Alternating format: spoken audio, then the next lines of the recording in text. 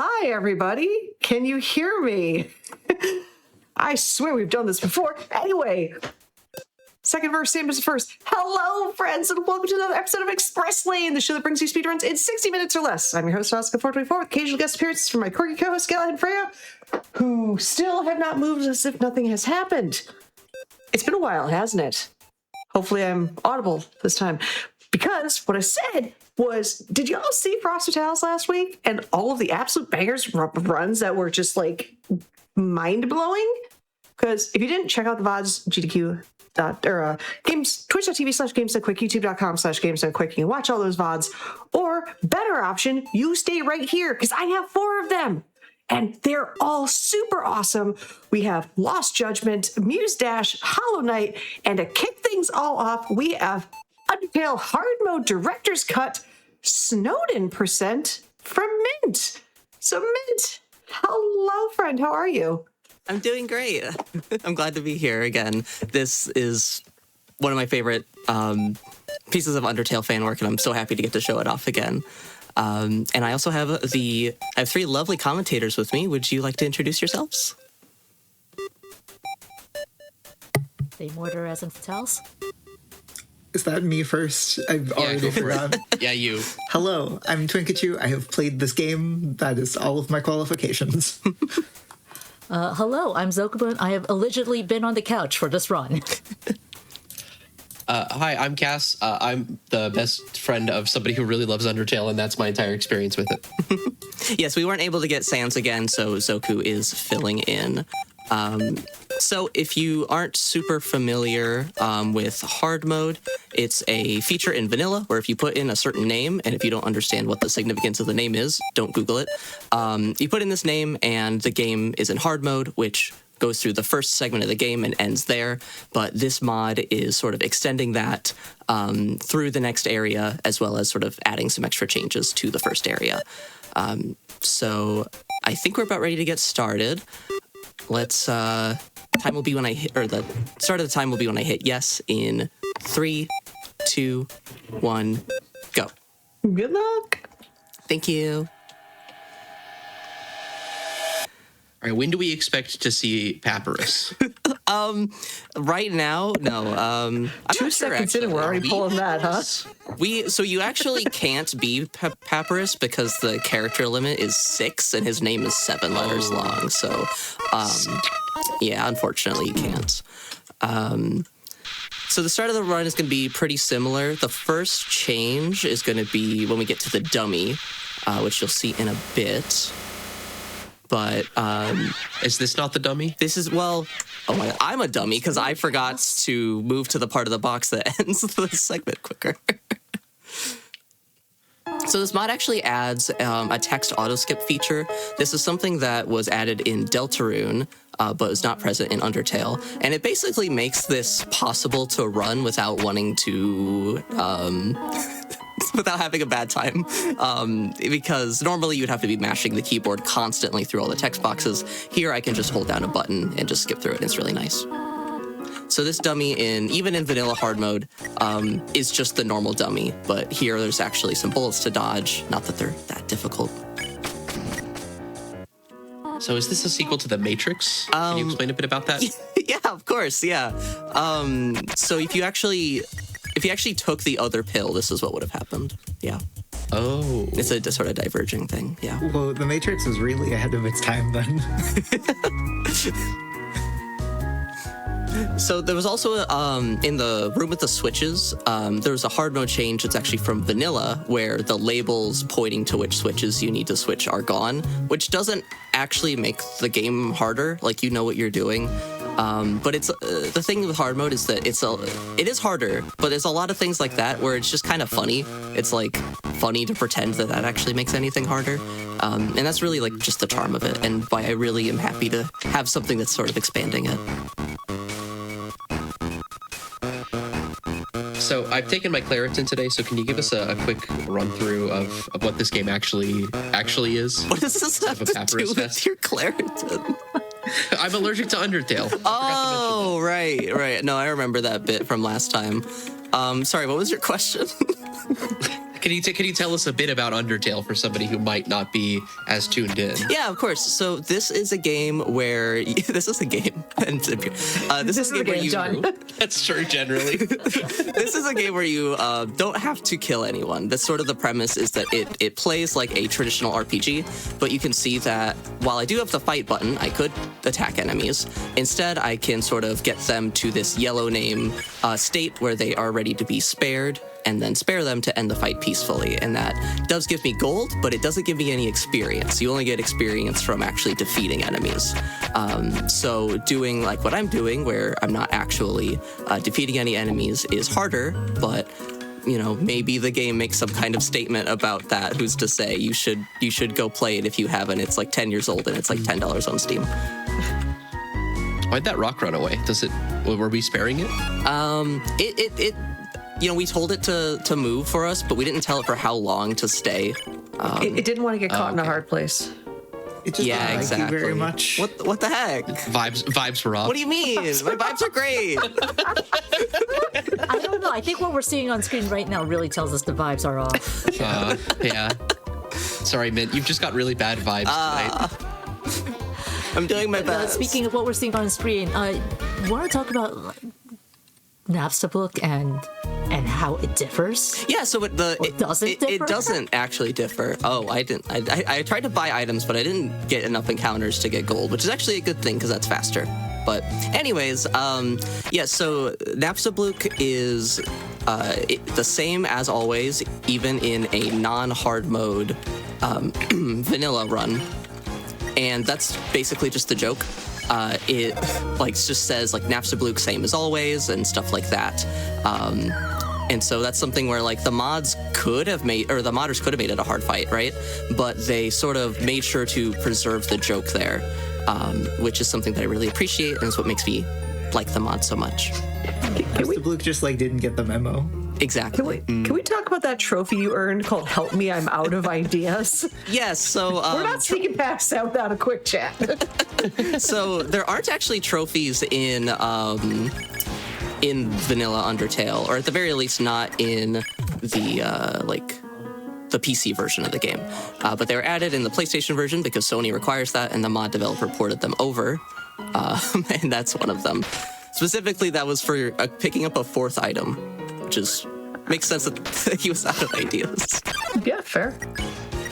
So you may have seen that I intentionally took damage on some attacks earlier, and that was because doing that actually makes the attack end quicker so that you're able to get on with the next turn. You also may have seen that in the room with the 6 pitfalls, I took a bit of a weird route trying to get to the button, and that's just because I wanted to pick up some armor to make the Papyrus fight later a bit safer. And here we're at the end of the ruins, so basically all that's left is getting through Toriel's house and then the Toriel fight, and then we are into fresh, brand new hard mode content, hard mode mod content.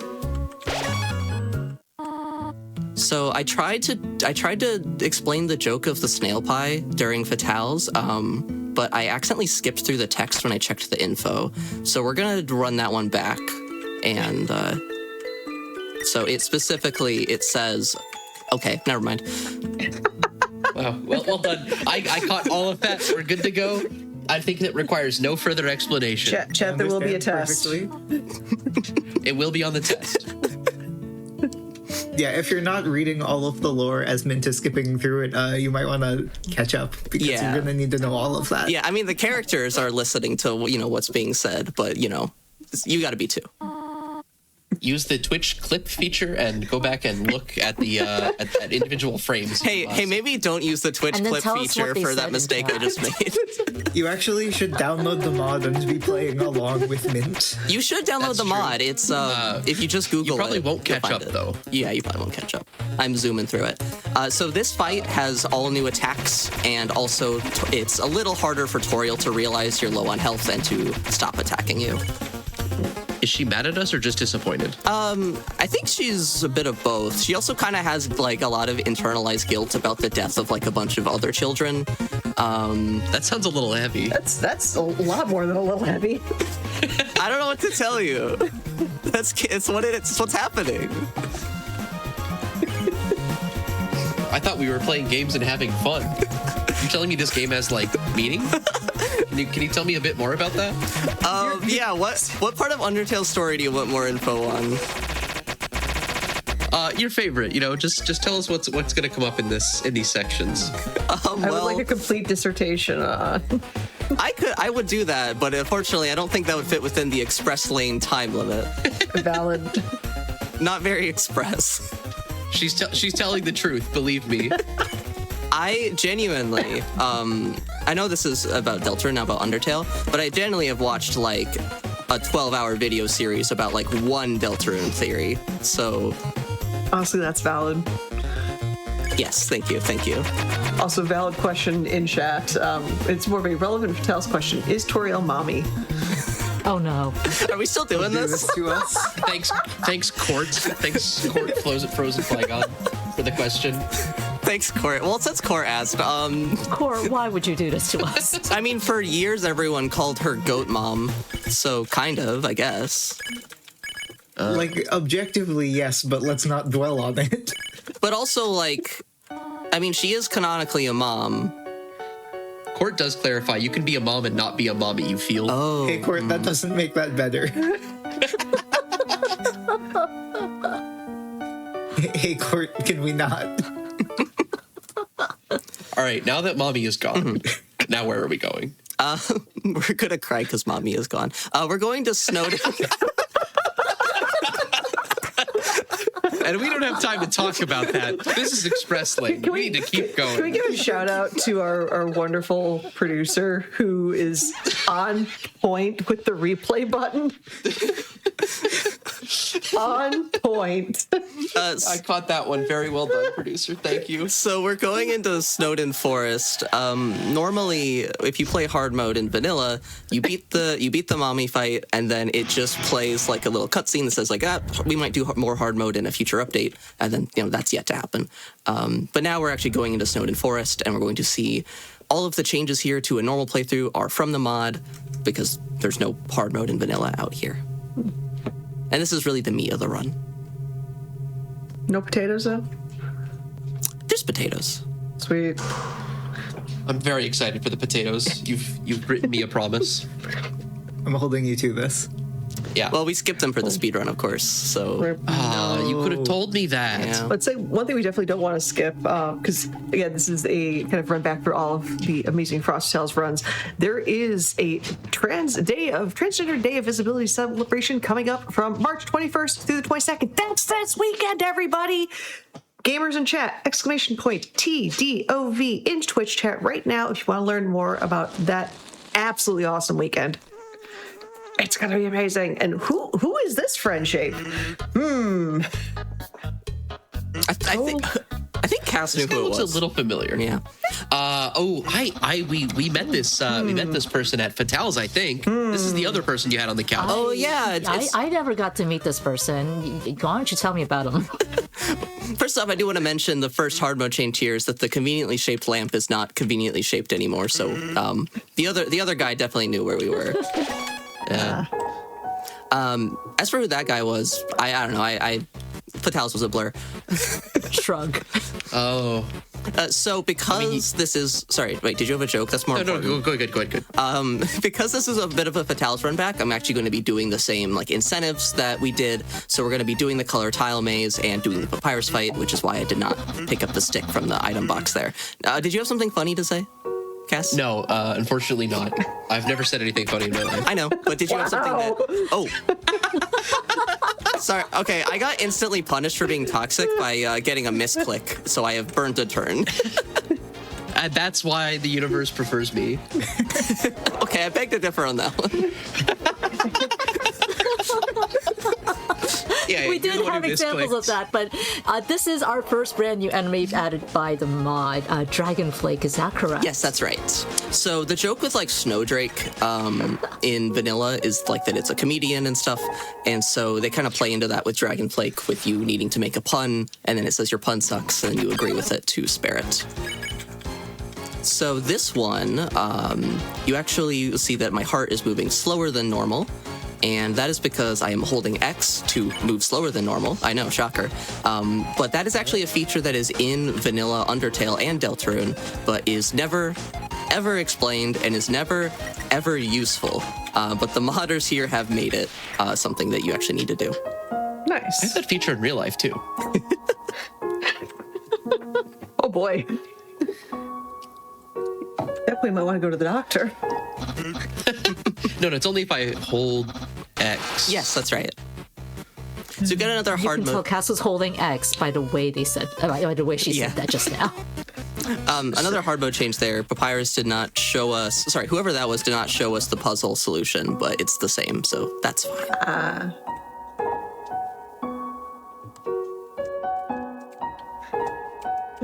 So this is one I didn't show off during the stream, but instead of having the junior jumble here, this is actually a horoscope,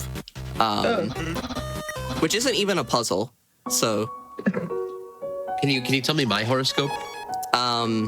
it's not looking good. Oh, you don't know my star sign. Yes, I do. Your star sign is spaghetti. I've celebrated your birthday before. Oh, right, that's true. So All right, this is a brand new enemy from the. Sorry, what? This is a cat, right? Yes, this We is a discussed cat. this. This is the ordinary feline. This actually like killed me a lot in my casual playthrough, and I think even in my submission video I had a hard time with it.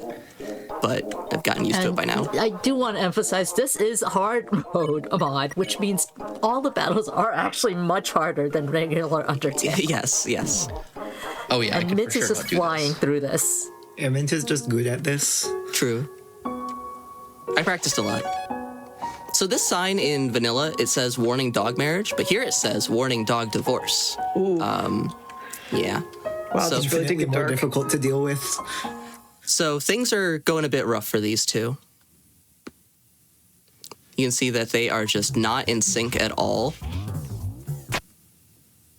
It's tragic. We got to do something about this.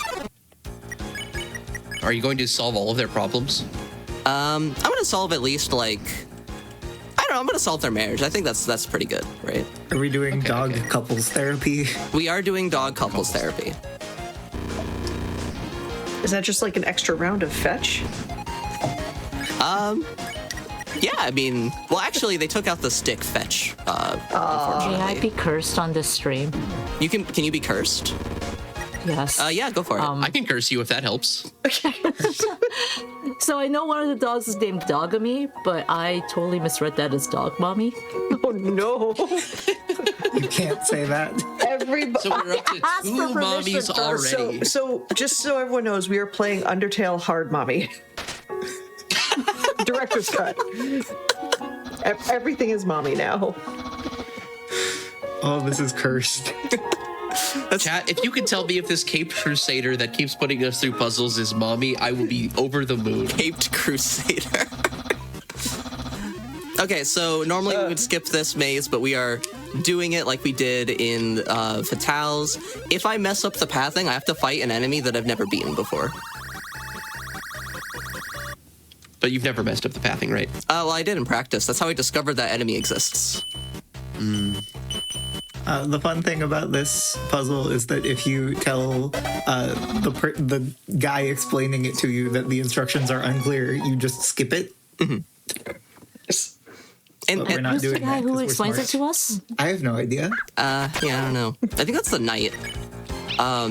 Oh, okay. So in the joke with that in Vanilla Undertale, by the way, is that it has this long explanation, and you like don't actually have a real puzzle if you say you understand it. It's just like it like air quotes randomly generates into something that you can just walk through. But then later you have to do a real version of the puzzle without instructions. So this is Can you tell me which of the parts are... Go ahead. Oh, I was gonna say, this is another new enemy with the mod. I was going to ask if you could provide any instruction for that puzzle later, because I'm kind of afraid it might come up. Yeah, totally. So, you know what? Let's do an exercise and see if I can remember what everything does off the top of my head. Red tiles are impassable. Blue tiles are water tiles. Yellow tiles are lemon scented. Light green tiles are, I think, green apple scented. And Oh, I love that the for us. water. Whoops! I forgot that this puzzle is different in hard mode because I was locked in. And there's piranhas in the water, but they don't like lemons. So if you smell like lemons, you can go through the water, I think. Okay. You following so far?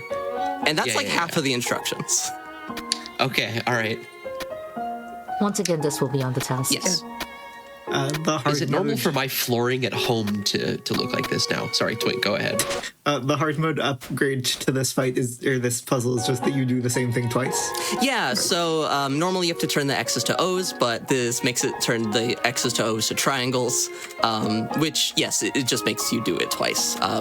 It's kind of funny because it doesn't make it harder, and that's the hard mode changes that I really like. So upcoming here, we have the Deadly Gauntlet that normally in vanilla, the Caped Crusader decides, nah, we can't. That's too dangerous. We can't actually do it.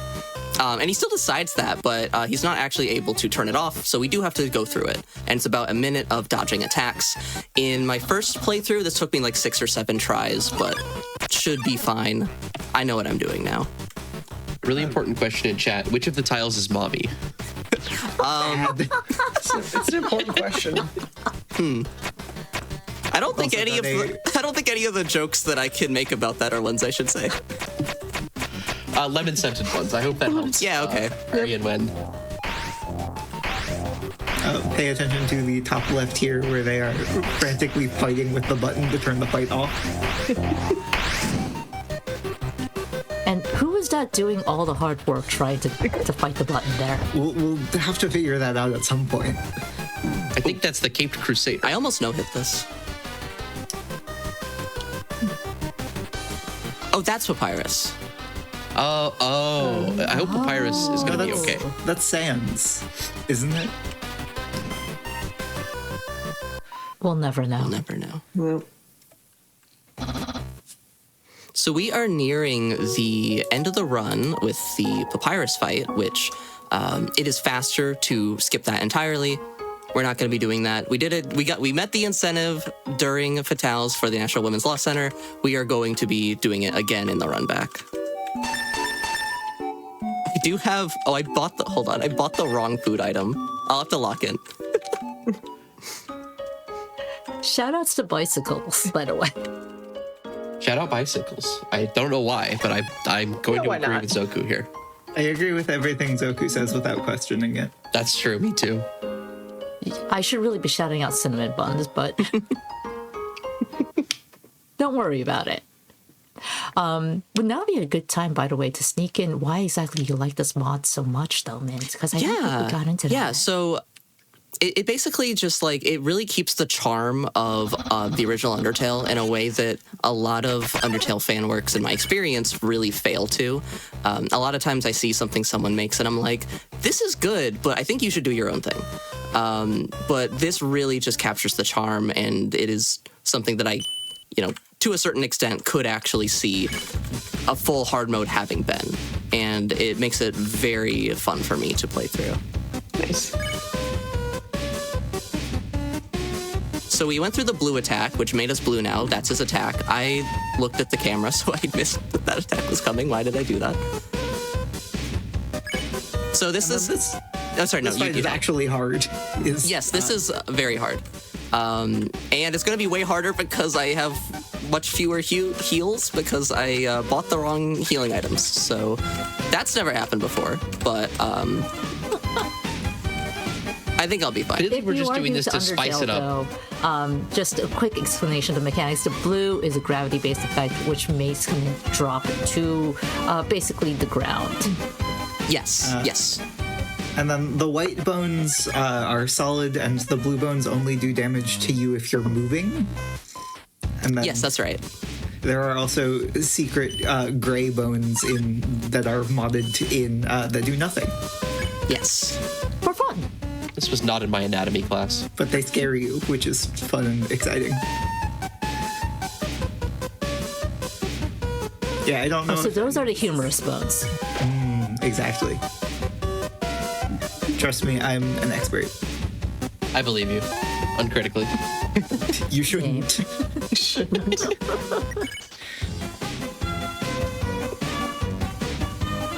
right. So what can we expect further in this fight with the Caped Crusader? What can we expect further?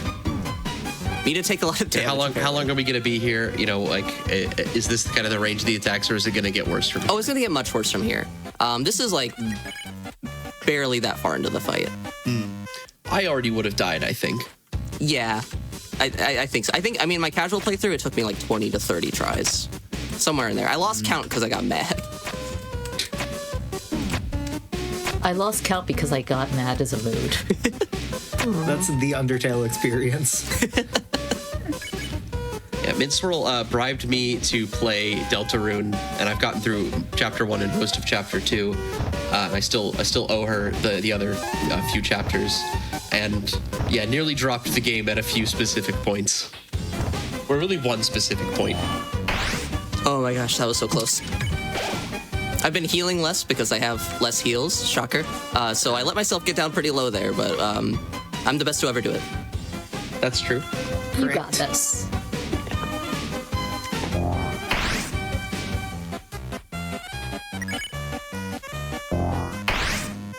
So I apologize to my commentators. I'm locking in more than I would have. You're fine. This attack is kind of interesting because it actually uses the gray bones. Like it forces you to actually like understand how they are working, in that the arrows will pass through them and hit you, and so you have to hide in the unintuitive place behind the solid bones that will protect you. Lots of the attacks in this fight are kind of like that. They're using regular Undertale mechanics, but they're doing kind of weird and unintuitive to Undertale fight logic things. Yes, yeah. And so they take a couple of attempts to figure out. We get you. I have never not gotten hit by that specific part of this attack, and I don't know why. It hates you so bad. Yeah, the vibes are off. The me vibes. We're doing this fight specifically because we're doing a run back of the Fatales event. Folks raised money for the National Women's Law Center in order to see this. But it is normally faster to just lose to get past him. In vanilla, I have here that you lose 3 times just to get past him and get his pity. And in this mod, it's double that? That's right, yes. Oh. So if we didn't meet that incentive, we would have been dying to Papyrus 6 times. Which, you know, it would have been a good time. I think we would have just been a bit more stupid on the cons. But I much prefer More stupid. I thought we were really quite intelligent and explanatory. I was going to say, you I did? don't think we could have gotten much more stupid. So I'll tell you, friends watching this on Twitch and YouTube, I was warned about this run of commentary. I said, yeah, I've heard some silly things before, and y'all, Undertale and Deltarune people, your group is always the most like fun and fascinating group at the same time. I mean, if you would like fun and fascinating, we are technically arranged in, well, not on, of course, the stream, but we are technically arranged in the order of how much we know about this game. There's just something about anytime someone commentates this run or runs this run, it just vibe check is like, I don't even know what's going on here. We have a good question from chat. What is the most difficult fight in this mod? I mean, definitely this one. There are some extra fights that we're not seeing in this run. For example, in the Ruins, there's an Easter egg where if you interact with the secret 4th Frogget from Vanilla, if you know, you know, you get an extra mini-boss. And that was something that we're not seeing here. And that's pretty hard, but I think this is much harder. That said... Sorry. I don't think we mentioned the Toriel fight also has new attacks. Like, it is harder in the mod. Yes, that's even true. beyond the regular hard mode in the game. But that said about the attacks, he just spelled the word wrong, by the way, which makes a different attack happen. So this is a demo for the mod, and they are planning to do like the entire game. Wow. So I'm sure this will pale in comparison to some of the fights that we see later. Yeah, the reason this is Snowden percent is because DDG, currently the mod only goes up to Snowden. That's right. Technically, you could have called it like any percent because that's all there is in the mod, but I figured that Snowden percent made more sense as a way to set expectations for what we would actually be seeing. attack. Oh, I hope that one's okay. I can see its parachute, yeah. Oh, okay. It's fine. It just does that. Yeah. It's enrichment for it. That's relatable.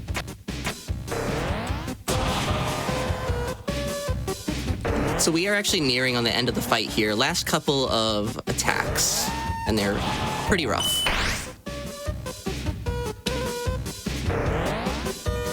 You can also see we're really starting to see elements from certain endgame fights in the vanilla game that are being used in this fight, because it's sort of like hinted at that, like, if the vanilla fight went down differently, he would have used these types of attacks. If you know, you know. Because he's the knight, right? Yes, exactly. And just like the knight, we are ending on a rotating attack here. This is actually very common for super bosses in this franchise. So on my next spare, that will be time. In about 3, 2, 1, time. Very well done. GG. GG. Thank you for my commentators for being along on this with me again.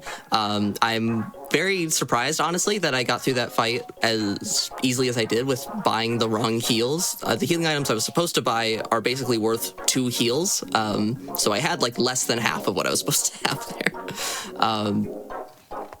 I want to shout out, once more, I want to shout out my girlfriends, Alley Cat and Mamie. I'm very glad to be home. As much as I love Fatales, it's great seeing you both. I also wanted to shout out everyone at the studio for giving me an incredible first studio experience. I made some friends who I already am just so thankful to be able to call my friends. Do you three have any shout outs? Yeah, I've been Cass. I'll keep it quick. I'm happy to be home. I got home from Fatales about 5 hours ago, so it's been a time. I guess I'm next. I've been Zokuba, no relation to Cinnamon Bun. Keep watching because there's a lot of fantastic Fatales runs, courtesy of Asuka for organizing Express Lane. And I'm Twinkachu. I am glad to be here as our resident quote-unquote Undertale expert. Well, thank you, all 4 of you. You're absolutely amazing. Just a wonderful group of Fatales, and it was so cool to see this run back and the absolute chaos that came with it as well. So, chat gamers, give GG's to Minty Crew one more time. And I did see a subscription come in early. I want to give you a big thank you for just supporting Games Done Quick with those subscriptions, those gifts, gift subs, and any bits cheered. All those contributions help keep shows like Express Lane running. If you're enjoying the stream, just you can consider subscribing and get some exclusive emotes at Hi, gamers, and welcome back to some more Fatales Express Lane. I swear it's not the dog talking, it's me. Hi. Galahad wanted to say hi because he loved watching the Fatales last week, and he really, really loved the next run coming up, which is Hollow Knight, All Grubs, All Glitches from Aggie. So hello, friend. How are you? Oh my god, doing very well. Super looking forward to save more grubs with so many glitches. Yippee. Yippee, yippee. We're gonna get started real quick. Before we start, would you like to introduce yourself, Sol? Yes, hi, I am Sol. I'm also known as Serenity Place. You usually see me in chat with a sword by my name, but tonight I am here to help Aggie save ups. Yay! Cups. Yeah, we have a very special, very big request from chat, and that is every time we save a grub, we'd like to see grub noises in chat. Yes, correct. And it is very important that it's very important. Okay, so we're going to get started in 5, 4, 3, 2, 1. Good luck. Good luck. Yeah. So right away, we're going to do a very important glitch called main menu storage. Basically layering menus on top of each other in order to get our God Home save file outside of God Home. This breaks the game in so many different ways. say hi to King's Pass, and say goodbye, as we're in the definitely very first area of the game called Howling Cliffs. Yeah, this is how I played the game casually. This makes total sense. Exactly. Look, this is where the first cutscene takes place, so therefore it makes sense that we start here, right? Yeah, exactly. Nothing out of the ordinary so far. Exactly.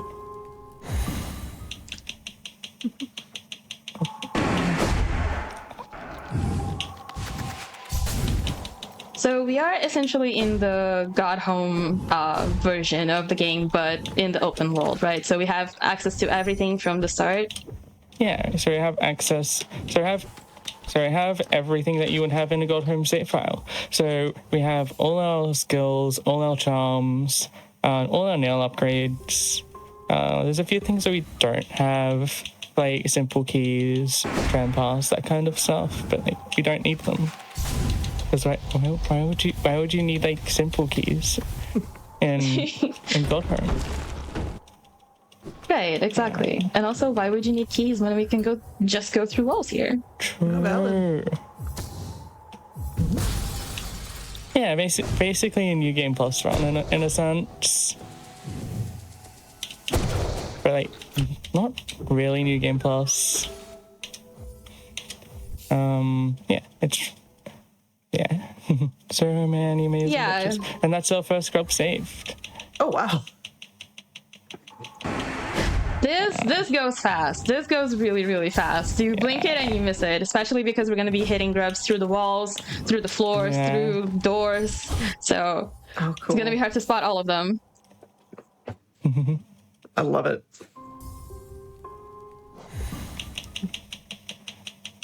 Yeah, Hollow Knight can break in many, many different ways. I'm very excited to see all of the floors within the walls that we have, which is a sentence that totally makes sense. Yeah, it's a very normal sentence. Everyone has walls in their floors, right? Or floors in their walls. Oh, totally.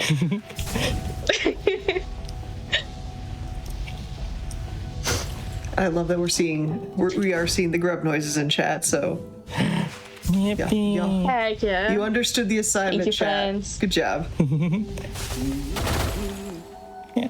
So now we're entering Crystal Peak, the very, very normal intended way to get here. Yeah. So normally you need either an ability or an item to be able to get into here, but not us. We just walk in. Yeah. See, we simply walk to Mordor. I'm looking at this. I'm like, is the walls suggestions really? Oh yeah, absolutely. The walls are merely suggestions. It's fine. I love this. Yeah. One of the biggest things we use is no clip, which just makes everything a suggestion. Nice. Yeah.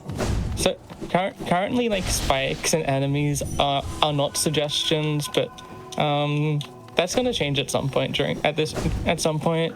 Oh. This isn't even the final form, chat. Yeah. So at this point we have no clip, but we're still not invulnerable. We can still take damage. We can still hit hazards, which is quite useful. Because it is a means of stopping ourselves from not going out of bounds and not being able to recover. But it can also be... There's another grub.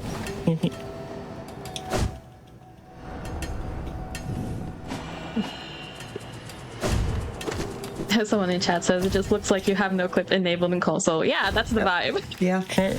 Yeah. Yeah. So there is like debug no clip, which is very, very different to the kind of no clip we have. There are definitely rules as to what you can and can't do. So with the state we have airwalk, we can't really go down unless we lose airwalk, which you can lose by trying to dream nail trying to sea dash in the air. And, yeah, there's a few things. So there are definitely a few things that you cannot like really do with the no clip we have. One of the very, very important things that can happen is if you go through an upwards transition with no clip, the knight just kind of goes, yeah, I must go, my planet needs me, and the game just kind of hard locks. Oh my gosh. So you kind of just have to Alt F4 the game. Just, Oh, no. You have Is to that Alt F4, like it is permanent to Yeah. the save file. Oh, wow. yeah, it's not permanent to this. I'm asking. No, it's not permanent to the save file, but there is quite literally nothing you can do other than Alt F4ing. Oh, jeez. Incredible.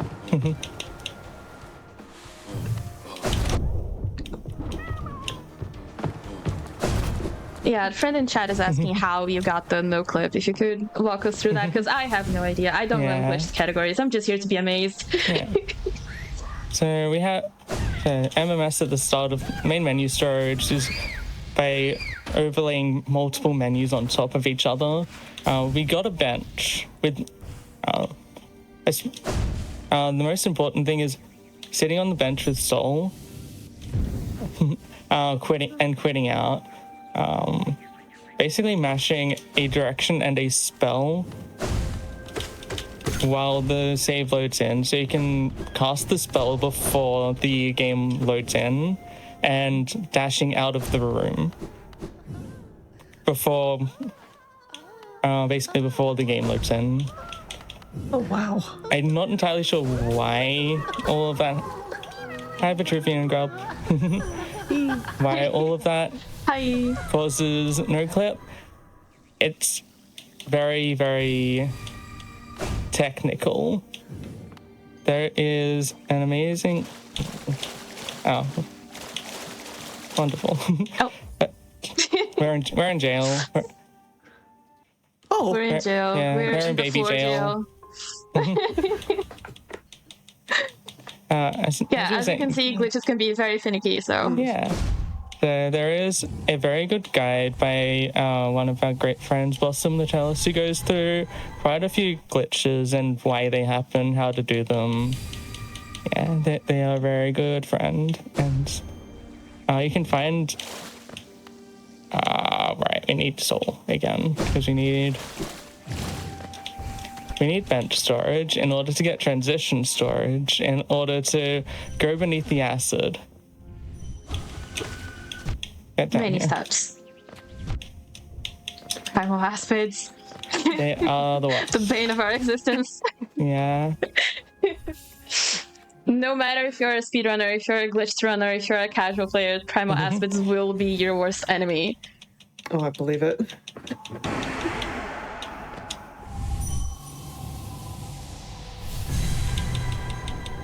Thank you for the grub noises in chat. Grub noises, yippee. Oh. Okay. And now I need Soul again, because we need to lose transition storage once we're under the acid.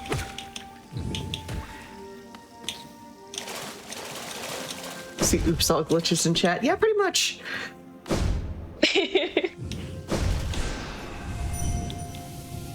So it's like Major test of might. Another flipping primal aspid. Yep, pretty much.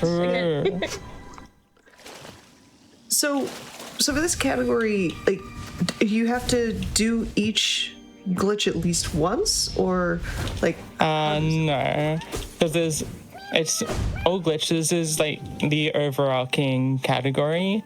So there's like, because there's so many varieties of glitches that are in Hollow Knight, that there is like 3 different overarching like categories. All glitches, all the glitches are allowed. No main menu storage, so you can't do the glitch that we did right at the start of the run.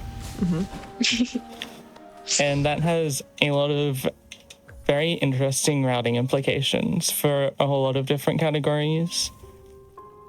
and there's no major glitches. So one very big glitch that we're not going to see at all in this run is room dupes. Room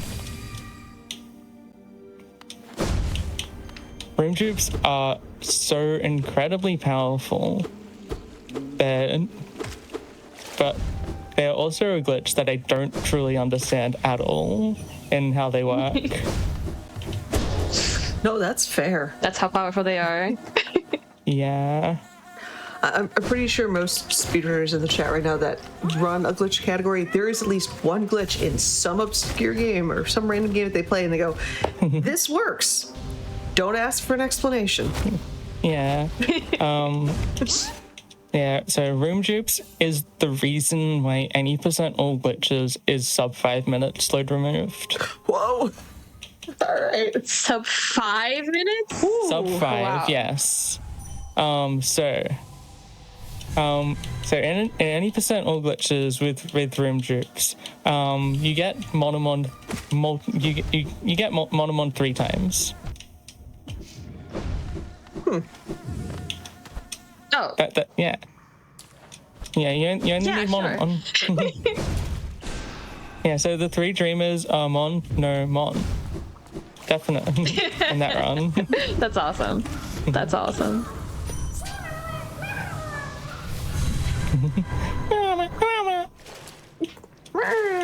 Yeah, grip noises.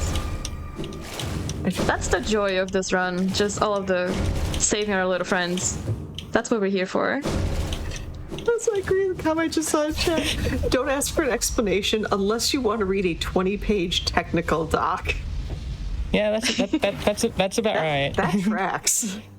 Yeah. Yeah, there is so much going on with ONA glitches. It's kind of nuts.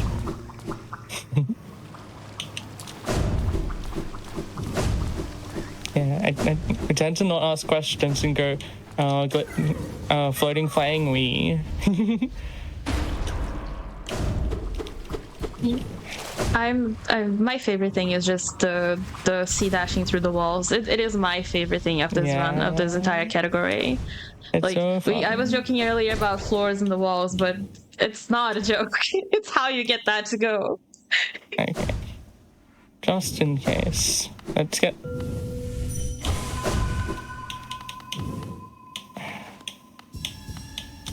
Okay. Just getting a bit of backup essence because we've used a bit earlier, and the essence routing is incredibly tight. No valid.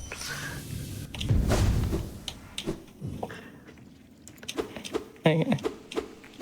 So, we mentioned previously about how going through an upwards transition with no clip is very bad for you, and you lose the game. So this is one of the grubs that hard requires us to go through an upwards transition. So we're going to set a dream gate right outside intentionally so we can get it. So we're going to lose no clip very briefly for this.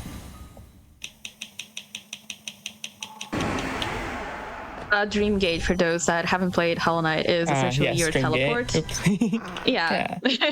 So you set a Dream Gate, and it costs 1 essence to teleport back to it, which is why we got a little bit extra because we used it a couple more times earlier in the run.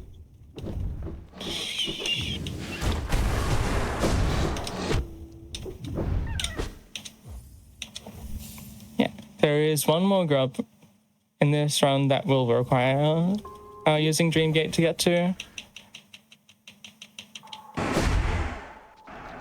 But yeah. How many grubs are we at? Because I've already lost count. At least 3. At least 3, okay. Yeah, at least.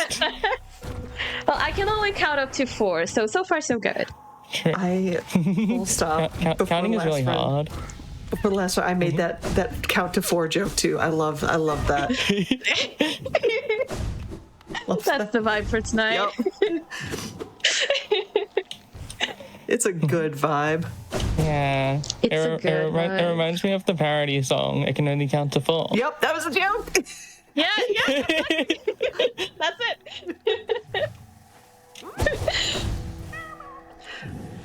Gamers in chat, if you've never watched that music video, check it out during the break. You stay right here because this is an absolute epic run going on. But during the break, enjoy. We're not sorry. Yeah. I'm not sorry. Nope. In fact, you are welcome. Yeah, pretty much.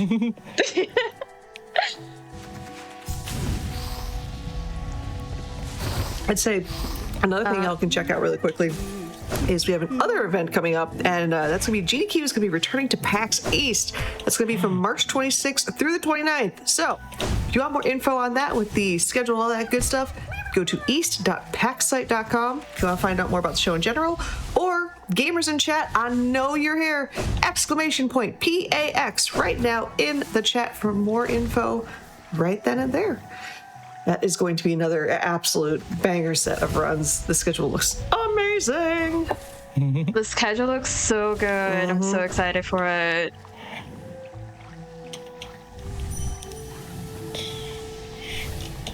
Okay. Because of the reroute that occurred with Marto Clip, we needed a new way of getting Dreamgate involved for this section. So Mimi found a very nice way of getting involved there. Very simple explanation is we're interrupting the Dreamgate right as it finishes, but so it's like, yeah, we've completed a Dreamgate, but we're not going anywhere because we've just interrupted it. Oh, interesting. And now we have invuln. Oh. See, setup and payoff. You said we would get invulnerable, and we did. Right? Yeah. I saw someone in chat saying, just seeing how many screens you go through, this game must be huge as a casual playthrough. Yeah. Yeah. It is. Absolutely. It is such a joy of a game. But yeah, this is definitely the intended way of saving all the games. Yeah, absolutely. You're gonna be doing this in your casual playthrough as well. Yeah. Like, Team Cherry wouldn't have left main menu storage in the game if it wasn't intended. True. Very true. Yeah. So we're going through Deep Nest. There may be a couple of spiders throughout, but we're very fast, so we won't really see any. If we're good.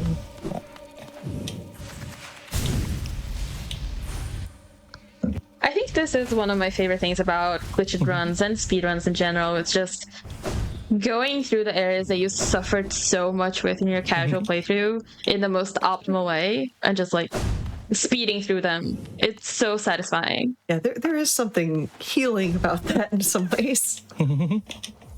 Yes, very much so.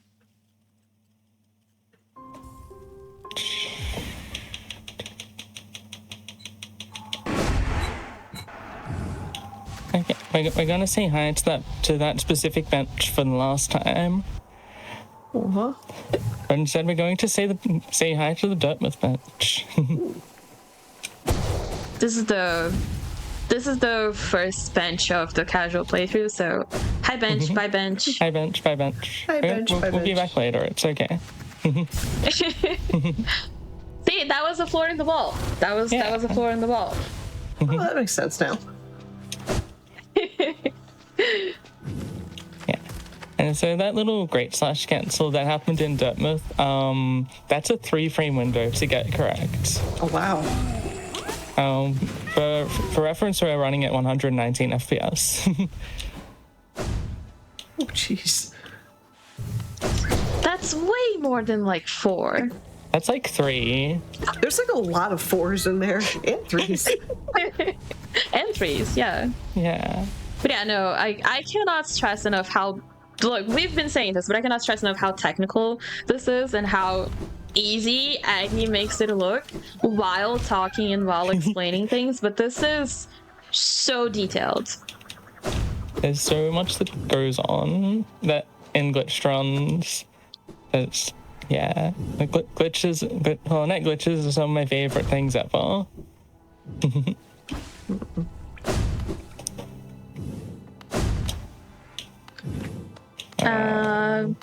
Someone asks in chat, can you technically go /fly immediately to the last boss and beat the game at the start of the game with this glitch? No. So, because with God Home Main Menu Storage, you don't get any of the dreamers. So you need to get at least, you need the dreamers.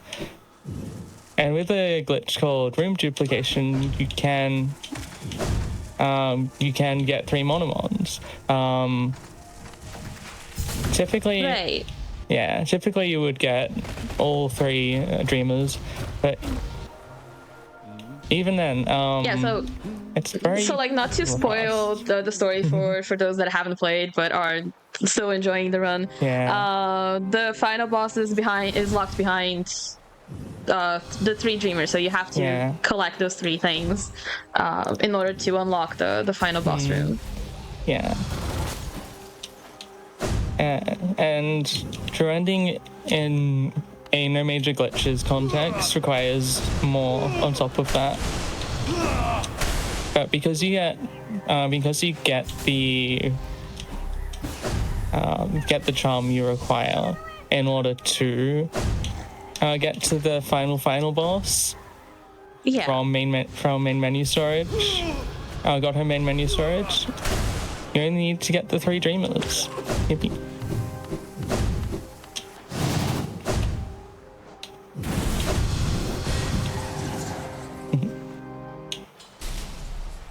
Bye, Soul Master. Bye, Soul Master.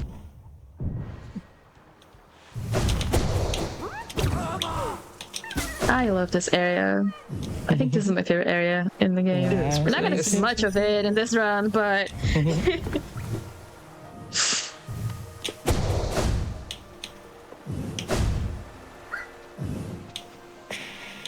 But yeah, as a any percent no major glitches runner, I am just in awe of everything that is happening here. This is the entire opposite of what I do in my speedruns, and I love it. Can't believe I've been going through the game the intended way this entire time. How dare I follow instructions? I know. Wait, there's instructions? Oh damn, oops. Clearly instructions unclear, glitched through the entire game. True. Right.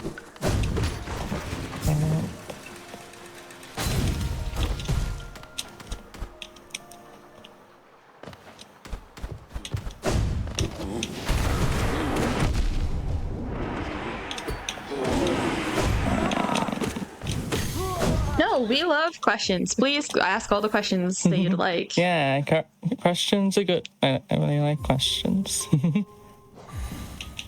Yeah, so one of the consequences of bench storage is you can open up inventory anywhere. And because the game thinks you're on a bench, if you try equipping a charm, the game just kind of heals you. Which is very useful. Damn, I've been missing out. Yeah.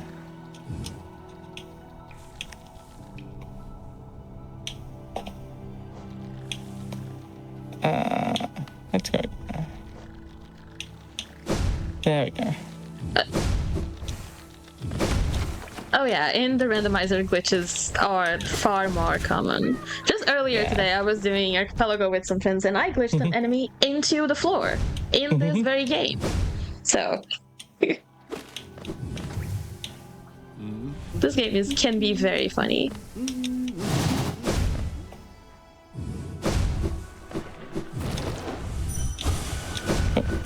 We're gonna get to do some Dreamgate no clip shenanigans again. Yeah. but we're also getting very close to the end of the run. So, Oh damn. Yeah, you are zooming through this. That's the case. Yeah. Where was my dream gate? That's fascinating. Oh. That is a question. It's It not seems on my the dream bingo gate card for the didn't. show.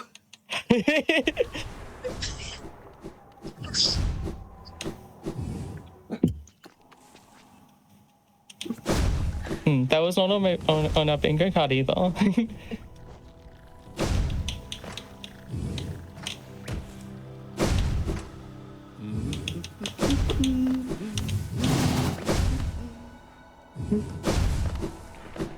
Your movement is so good. Just glitches aside, you are very, very good at the game, and I salute you. Your angles are very clean too. There we go. There's the dream gate we wanted. Okay. So now we're in the right spot. Just a small detour. Yeah, just a little bit of a detour back to the city of Tips.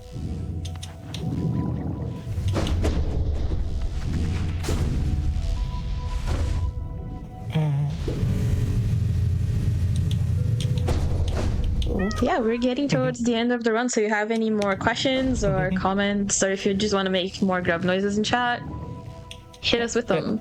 Yeah, there is approximately 3 more grubs left to save. Ooh. Ooh. I believe 3, possibly 4. Counting is really hard. Right? As we've established, yeah. Factual evidence that this is hard.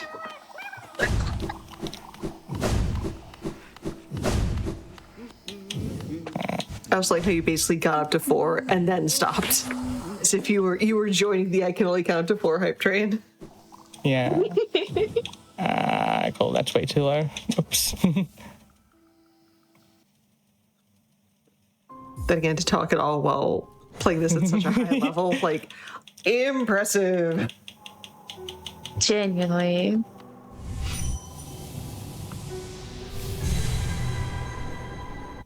That's a good question. I just saw that too. Yeah. Feel free to ask it. Yeah. So, Aggie, Yeah. to the friend in chat who is completely unfamiliar with the game, what are the grubs? Cups are like silly little, wiggly little friends, and they're amazing and squishy and friendly, and you should hug the grubs and free the grubs because they're like the greatest beings ever. Grubs are very friend-shaped. Yeah, they're very friend-shaped. Very true. Very good answer. Yeah, and the collector is a bully who is mean and definitely not friend-shaped. Oh, so true. And I'd say for various Fatels in chat, FYI, one of the Frame Fatels emotes is a grub holding a heart, and it's adorable. And Yes. to those of you in chat right now or watching either live or on our replays on Twitch or YouTube, if you are a woman or a femme in whatever way identifies to you specifically, we would love to have you with the Frame Fatels. It's a great group of people. It's such a loving community. You can DM the Blue Sky account. I believe it's framefatels. I'll check that just to make sure I don't want to misspeak, but you can head over to GDQ.gg and check out the Frame Fatels page. But here we go. It would be at framefatels.com. That's the Blue Sky for Frame Fatels. DM them. Say you'd like to join the Fatels. You don't even have to speedrun. We'd love to have you nonetheless. You can meet some awesome people in there, like Aggie, like Saren. Oh, yeah, so we're almost at the end And of like the run. Akka. Yeah. Yeah, we're at the GG. very, very end. That's GG. the last cup. Aggie! It just happened. It just happened. You blink and you miss it. Holy heck and fluff. I like how Aggie got the last grub and then into darkness. Oh, that was awesome. But yeah, absolutely super cool run of just all of the cool tricks that you could do in Hollow Knight. I am absolutely blown away. But for the two of you, please let everyone know where they can find you, what you're currently playing, and any other shout outs you might have.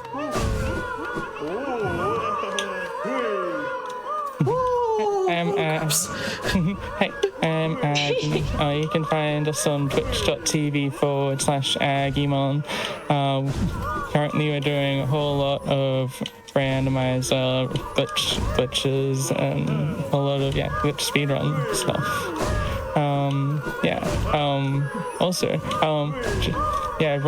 Run whatever category makes you happy. This category exists purely because of one amazing friend, Blossom, who absolutely loves grubbies and wanted to save all the grubbies in a speedrun. I love that. So big shout outs to smallhomotheorganization.org where you can adopt a grubby of your own. Yeah. And Sarah, how about you? Yeah, I am Sarah Place. You can follow me on Twitch and Blue Sky under that handle. I sometimes maybe stream. I am a Hollow Knight 80% runner, and I love yapping about indie games. Shout out to the Hollow Knight community, to the Hollow Knight glitched community, to the Hollow Knight modding community as well. That makes my life as a speedrunner so much easier. And just in general, all the amazing mods that we have for this game. The Hollow Knight speedrunning community is incredible. Highly, highly, highly recommend you look them up on speedrun.com. There are so many guides. There's so many friendly faces to help you out if you are thinking about speedrunning this game or just picking it up casually. This is my favorite game and I cannot recommend it enough. And I also wanted to second what Aska said earlier. If you are a woman or feminine in a way that is meaningful to you, come join Fatales. It's a very good time. We just did our Frost Fatales event, and it was lovely. Aggie did this run there, and it was very, very impressive.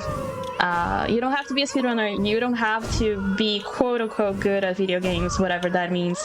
If you enjoy watching video games and if you are passionate about volunteering and doing charity work for good causes, join us. It's a great time. Yeah, there's so many amazing people in the Fatales community. I like one of the comments in chat, POV, this is chat being all the cute, amazing, and wonderful grubbies, because I like this. This is so adorable and I love it. Yeah. Yeah, so just to actually answer the question earlier in chat, what are the grubs? As far as mechanics for the game goes, they're collectibles. You can collect up to 46 in the game, and each time you collect one, you can come back to this room, and the grubby is gonna be here to welcome you and to thank you for rescuing them. Yeah. So each of these little holes holds a grub. So there is exactly 46 of these little dens for the grubbies. So and that one up at the top is the grub father, who throws down money at you for each one of the grubs that you rescued. Love it. So, and normally you would get like 6,750 GR exactly. Well, because of Godhome file shenanigans where GO does not exist, the GO just doesn't disappear when you pick it up. So you see a very normal number of GO right there.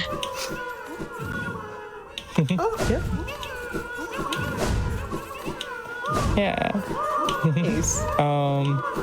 But yeah, to both Aggie and Sarah, thank you so much for showing off this absolutely cool run. Like, everybody in chat made all of the grub noises because y'all are awesome. But it's GG's to both of you. Chat, keep those GGs going because we are not done. Next up, when we come back from our hydration break, we are keeping the rhythm going strong with some Muse Dash. Hello, gamers. You should know Mummy's hand tastes like hand. So I told you Freya wanted to say hi and introduce another run. So Freya is saying hi and being super cute. And she is a rhythm corgo. And we have just the run for that. It is going to be a showcase of, I almost said a showcase of Soul Mass by Muse Dash. It's a showcase of Muse Dash by Soul Mass 218. Hello, friend. Hello, Oscar, my rhythm gamer friend. Right? If y'all missed the rhythm block from Fatales, it was so much fun. Oscar did Groove Coaster YY Party and was amazing. And I did Muse Dash one-handed. It was also amazing, like epically amazing. But I'm not doing one-handed tonight. Tonight, I am just going to be playing nothing but custom content. This game has a large community of modded custom content, and I want to show some of that off because it's really cool.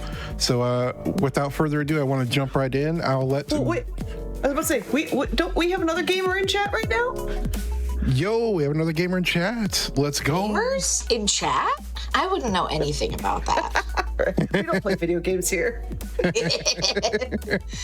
What's up? I'm Big Scared. I'm here to join the fun on commentary because I love rhythm games. Yippee! Yes, Big Scared actually introduced Muse Dash to me a couple years ago, and it's been a gift because I played so much Muse Dash since then. Anyway, let's jump right in, shall we? Let's do it. I'm gonna count us down. 3, 2, 1, go. Good luck. Welcome. The custom load screens are back. Shout out to the fifth. So yeah, Big, do you want to explain the basics of Muse Dash? I'm in this very simple song. Yeah, so Muse Dash is a side-scrolling rhythm / beat 'em up, if you want to stretch that word pretty far. You play as one of a variety of muses. We are currently playing as the girl in black, and you have to knock back enemies and their attacks and whatever projectiles they put on the screen using one of two channels. We have top channel, bottom channel, and it's set up a lot like Taika. So if you're familiar with that game, it should translate a lot.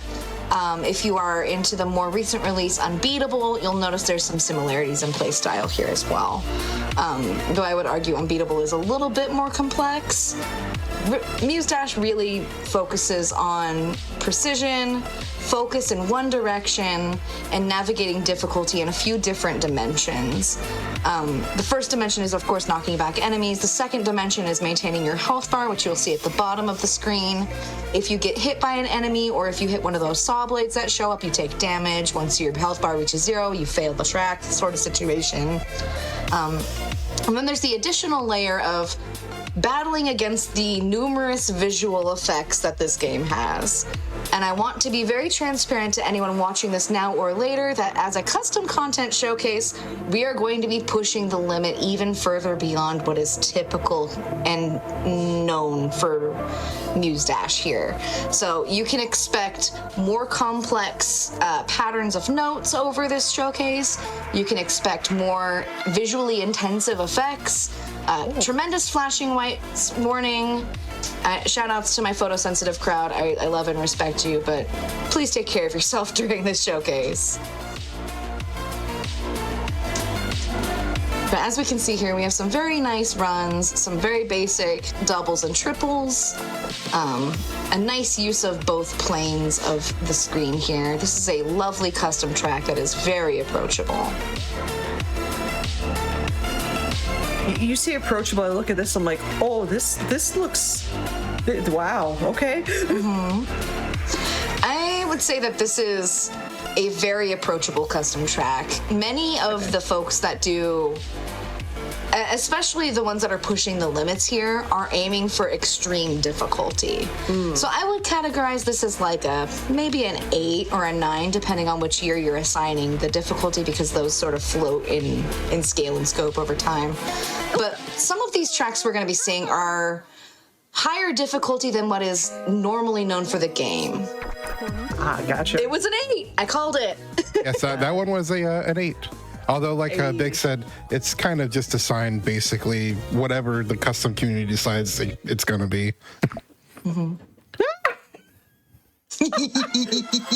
Such as I was ill prepared to see Epic Faith. Well, you better be even less prepared for some JoJo's Bizarre Adventure. Let's go. Let's go! This is me celebrating the JoJo. I guess you could say I stand for this stand. Yes! Into my TED Talk. So as we can see, difficulty is immediately ramping up in terms of the intensity and density of notes. This is the base level sort of difficulty ramping we can see, but we also have some surprise notes. We've got a lot of mallets. I would anticipate ghosts coming in down the line. This is a nice escalation and a really nice implementation of the jazz style mechanics that this game really utilizes. So, do the different characters that you're hitting, like the ghosts, the mallets, do they require like different ways to approach them, or is it just like hit them on time and the deed has been done? So the main mechanical difference between some of these notes is that some of them need to be held, some of them you need double inputs. So if there's a ghost overlapping with a held note, you need to do 2 inputs there.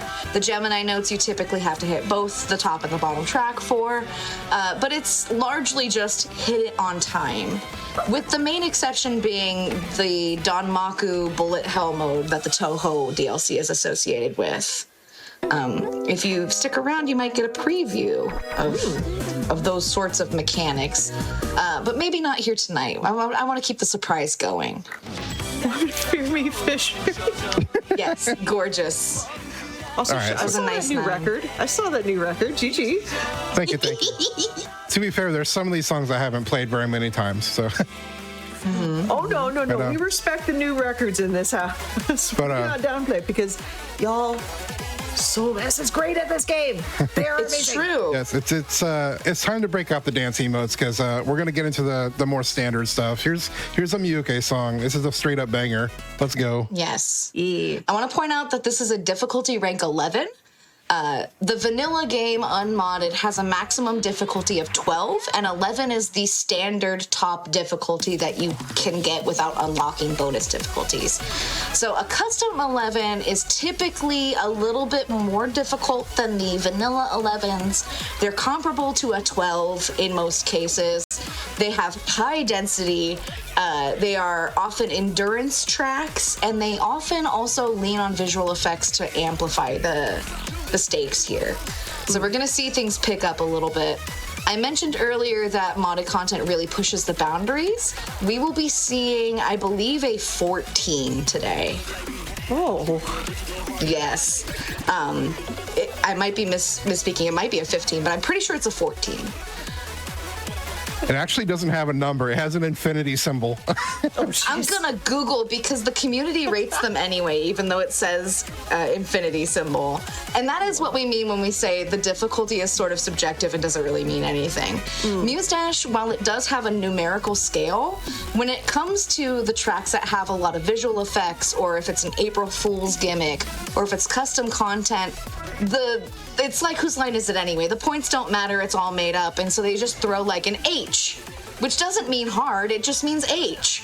And so there is supplemental materials, the Muse Dash Wiki, there are true rating sites where community members come together and assign their personal ratings, and then it gets aggregated into a more accurate community scoring of what the difficulty is. Sometimes these can be really absurd, where it's like, the vanilla game says this is a 12, but the community thinks it's actually a 13. Gotcha. Sometimes it's the only way to know where relatively your track might line up, because otherwise you would have no idea. So what is this fever meter I keep seeing going back and forth? Yes. So the fever meter is a special mechanic that, think of it like fever in Guitar Hero sense, right? It'll boost and double your score. It can do other things. Depending on which muse you have selected, it will also have special effects. So the girl in black here doesn't necessarily have any special fever effect, but there are muses that would like double or triple your score during fever time. There are muses that make fever time easier to accumulate or harder to accumulate. And so it is something that can be really tailored to your play style. It is also the primary mechanism for like wiping the score clean in bullet hell mode. Gotcha. And another new ghost. I know. All right, I got another banger for you. This is an Usawa track. Oh, my favorite. Always bangers. Again, another custom Master 11. I kind of have these increasing in difficulty as I go. So by the time I get to the end of the showcase, you're not going to be able to want to look at the screen because it's just wild. Welcome to my world.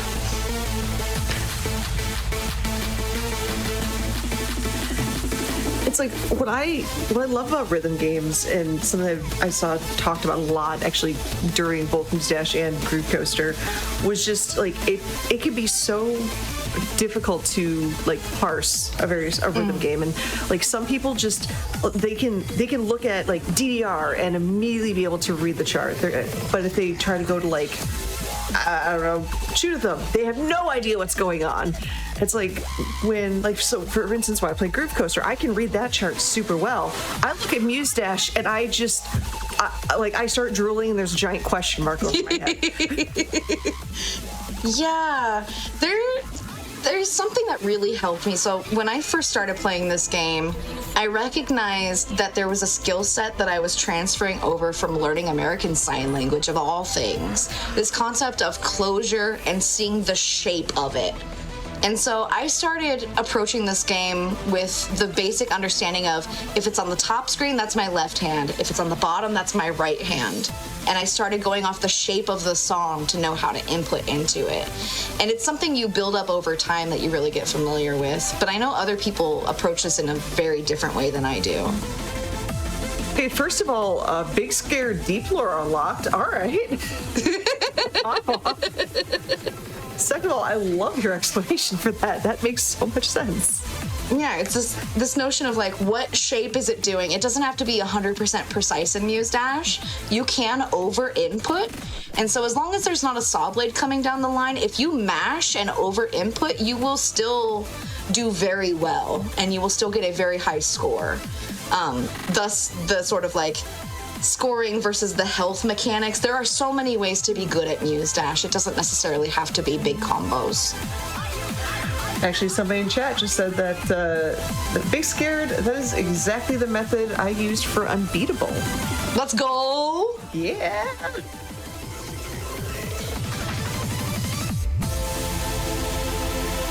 Look at that beautiful finale. Oh, that was nice. That big combo right there. So much fun to play too. A B on an 11. I'm gonna fist fight you behind the Arby's affectionately. And How dare you? Big mentioned just like basically mash rhythm as far as how you can pass some of these really, really difficult tracks. And that's kind of how I do it, because it gets to the point where it's so difficult to get everything perfect for me. I'm just yes, this is Knight Rider. It's just it's so difficult to hit everything perfect that I'm more about just trying to get a full combo. And when you think about the way Muse Dash actually scores the tracks, it gets so granular when you start taking into account the impact of early versus late on your perfect versus getting perfect versus great, right? Those score differences are actually more significant than differences between what you would think. And so you can get a full combo, all perfects, but because they're either slightly early or slightly late, you'll get a B in accuracy. So like, Again, the rules are made up. None of the things matter. It's what you value and what you're interested, right? You can survive the tracks and be good at Muse Dash. You can get high score and be good at Muse Dash. You can get high accuracy and be good at Muse Dash. You can double, triple dip and do multiple of those things and be godlike at Muse Dash like Lux is here. 100% of the godlike nature. Yes. I'm looking at this. This is obscenely good. We have the saw blades with the Gemini notes, with the held, with the quads, with the alternating rhythms here, and the bonus music notes, which are optional hits, but they do typically give you a score yield that is worth picking up. Some muses can take those music note hits that are not they're not damage enemies, but those will set you into a high score frenzy. There is a particular muse known as the Bunny Girl that gives you like quadruple points for hitting those correctly. So like, please, if you are at all interested in Muse Dash, review what the muse powers are and think about what you value most out of your rhythm experience. They have something for everyone in here. I love that.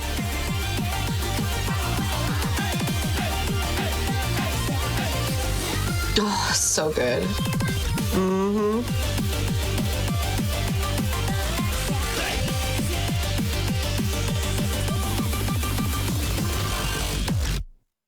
Knight Rider's such a banger.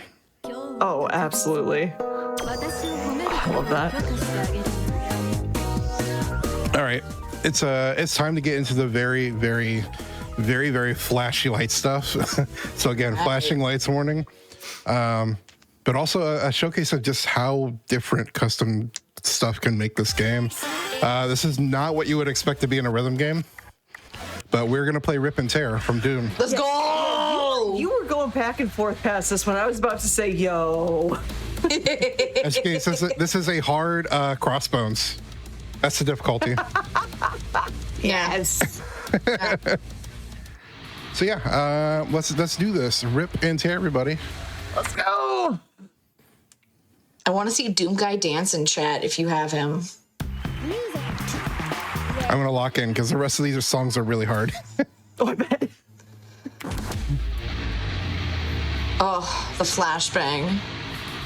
Yes, flashing lights warning.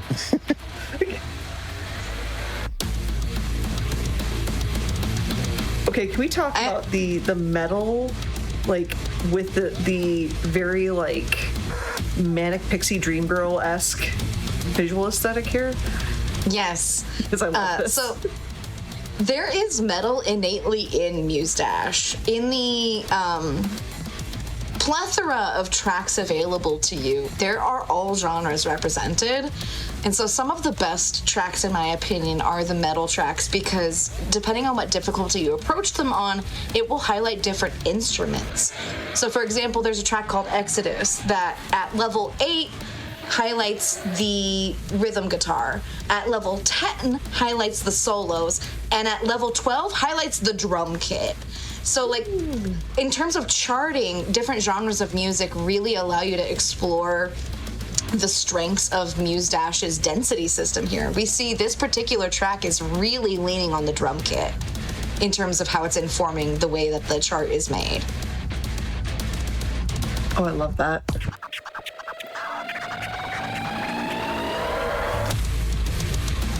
Oh, this is beautiful. So I mentioned earlier that the various levels of difficulty, this one is doing visual effects on top of density and endurance.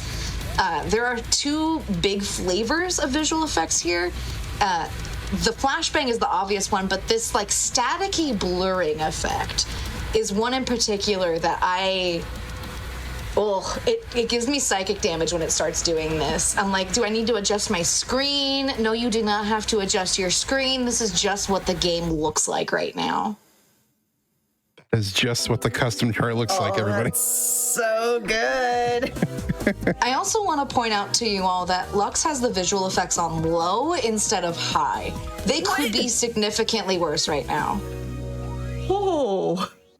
Yes. See, I'm going to take a sippy. I'm going to rest my hands for a minute. Oscar, if there's something you wanted to say, go ahead and say it. Absolutely.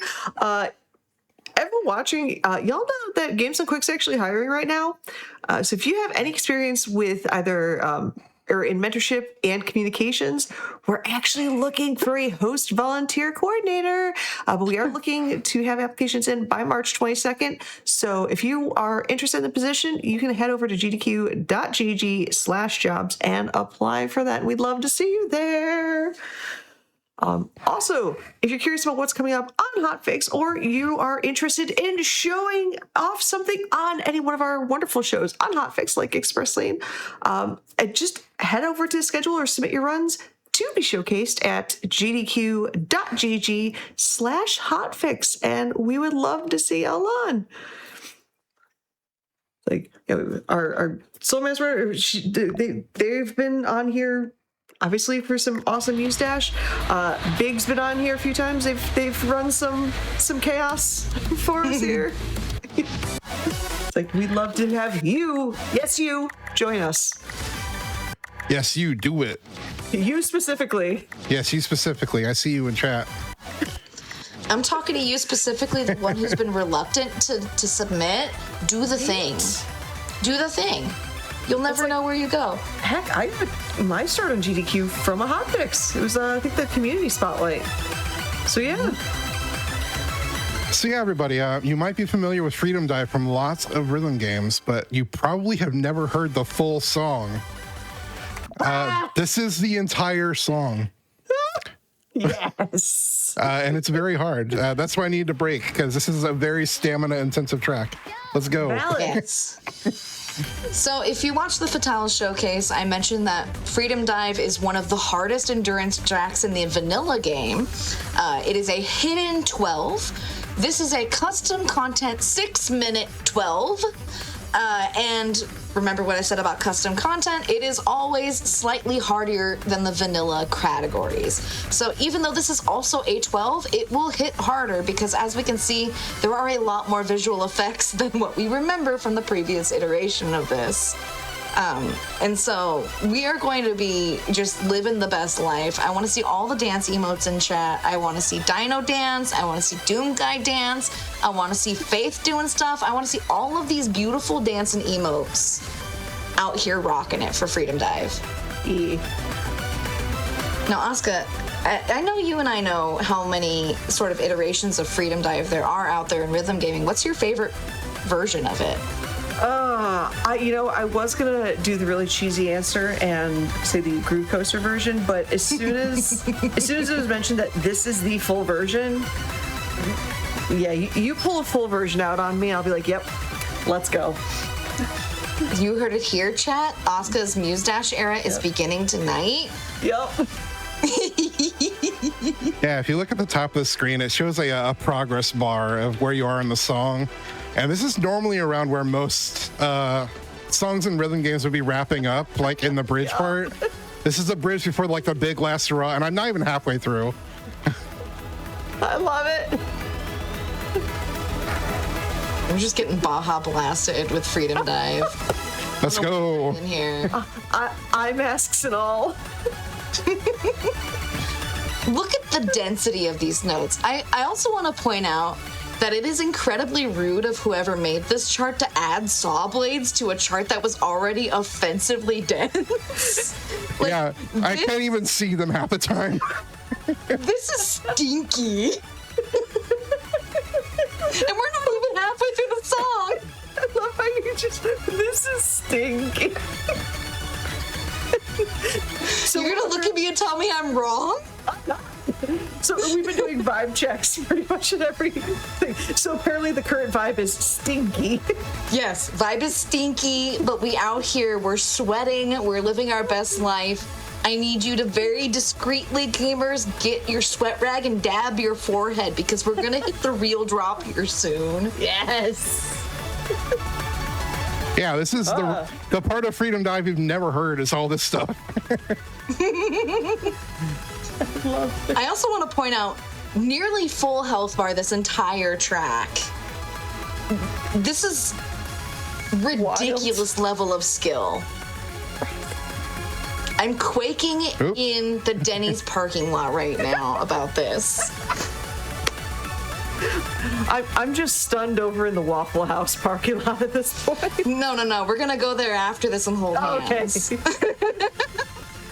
Yeah, we're not starting fights at Waffle House just yet. No. Maybe after this. We need to let your hands relax for a little bit. What? I know. We still got a good chunk of It's not freedom done there. yet. Here we go. So Thanks, I hate to it, but I love interpret it.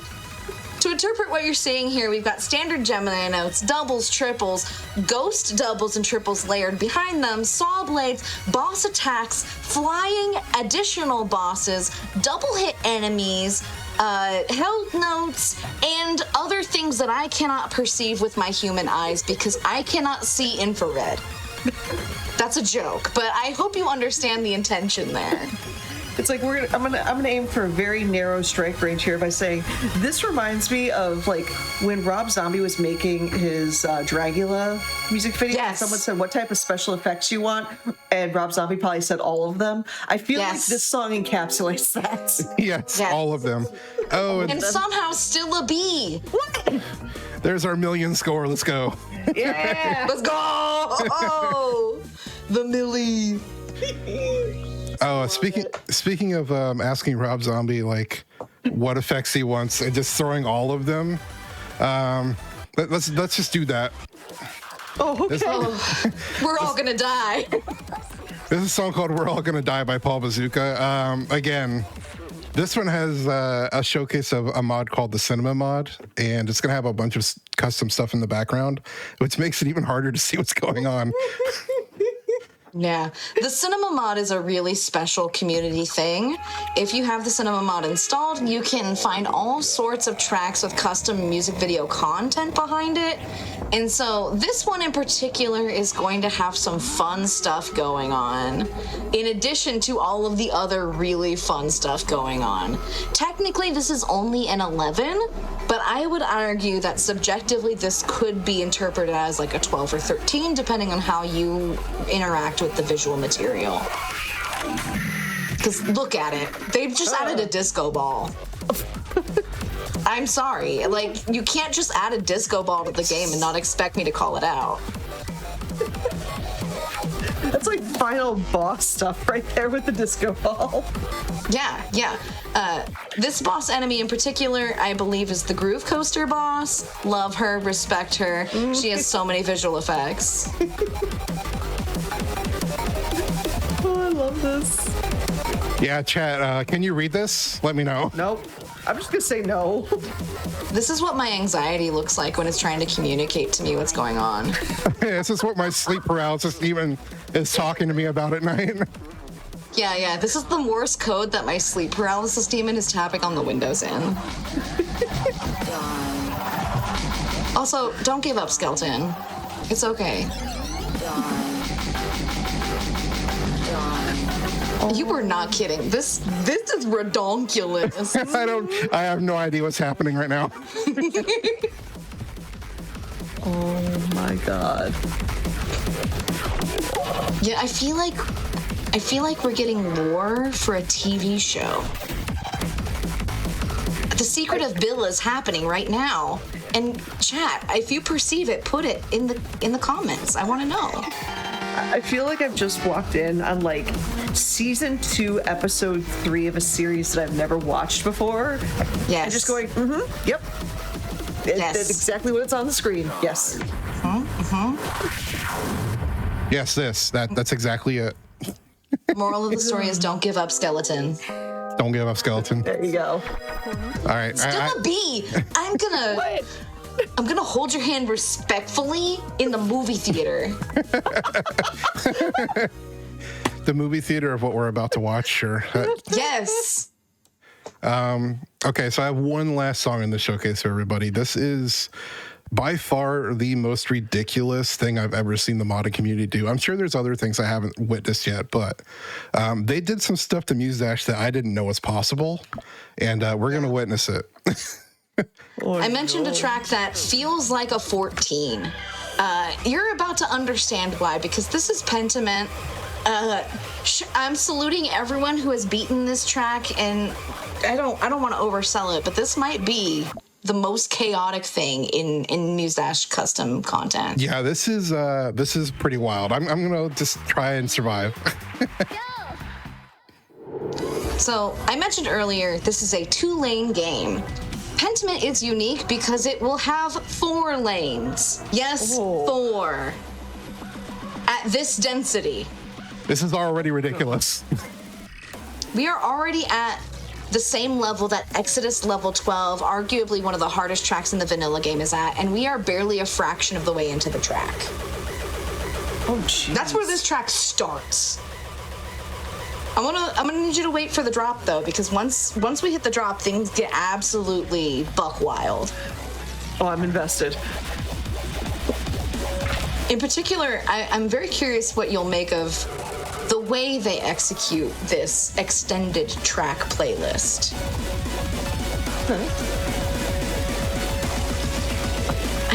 The doubles on top of the Geminis with the ghosts behind them, that's so stinky. Oh, here we go, y'all. Here we go. Buckle your butts.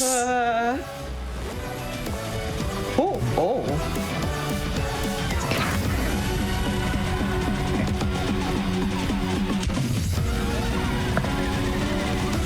Sure.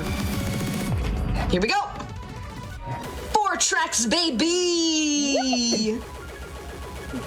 I'm sorry, but what? Anyone like DDR in this house? Because guess what? We got DDR in Muse Dash too. Oh.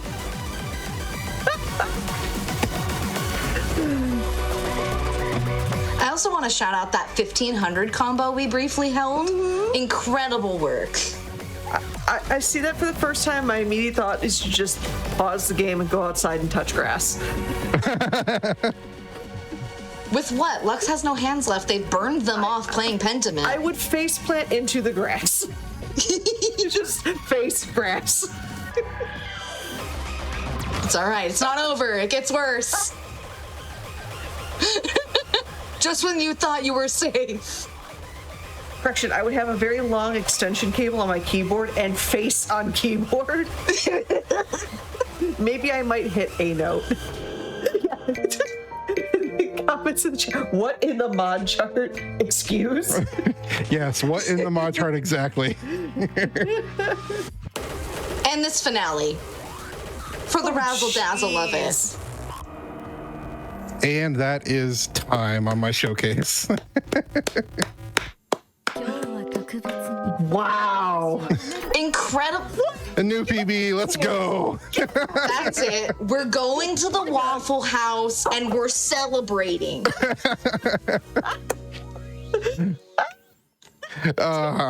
This is unholy. Yes, exactly. It's the most ridiculous thing I've ever seen in Muse Dash, like I said.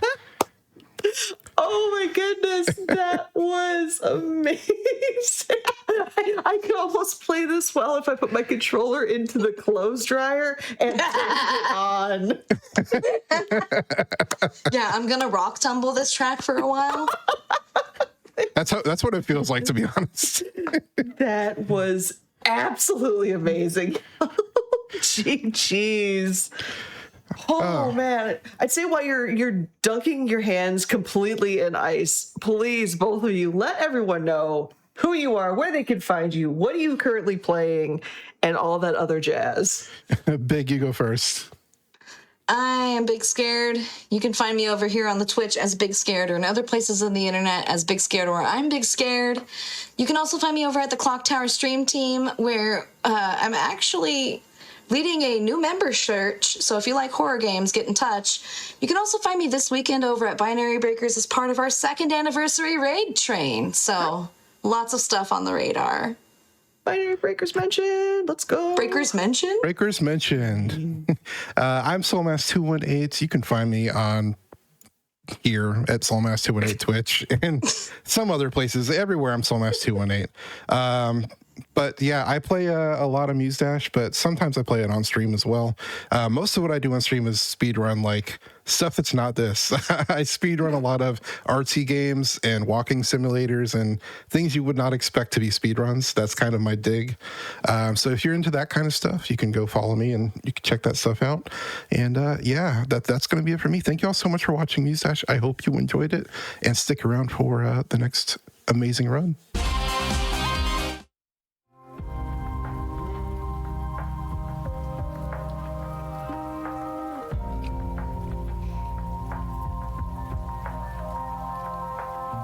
And Garlic Dread is going to be showing us Lost Judgment, the Kaito Files, any percent. So hello, friend. How are you?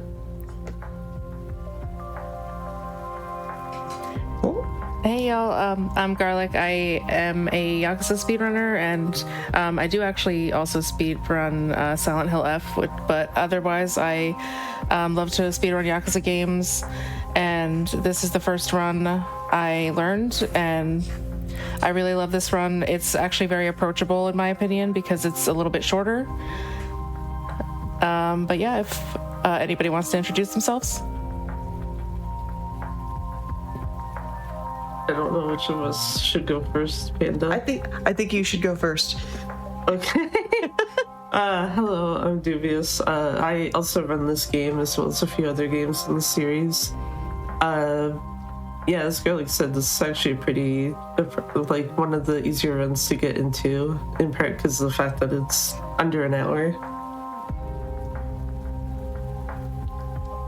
Hi, I am Pandemonium. I am also a Yakuza speedrunner, and also I like to speedrun some spooky games as well.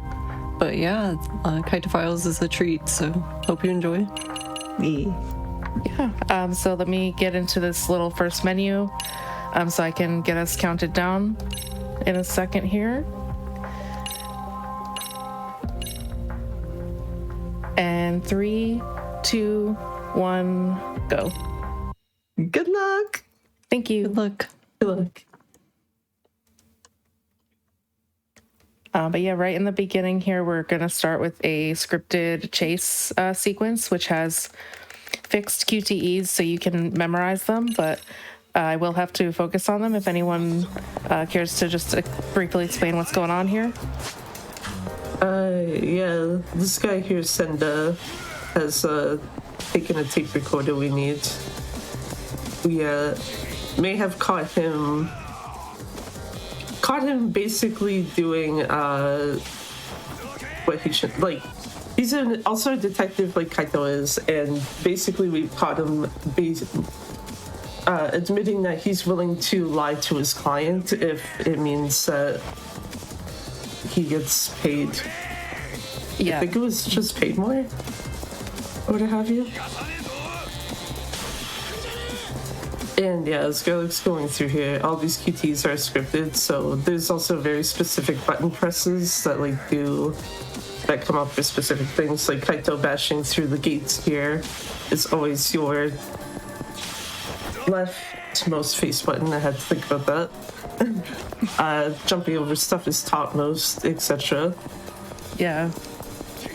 Yeah, Kaito's chase sequence is one of my favorites because, like, he just plows through everything. Like, a lot of the other characters are a lot more graceful. Like, they'll jump over stuff and do slides, but no, Kaito just goes straight through everything. Nice.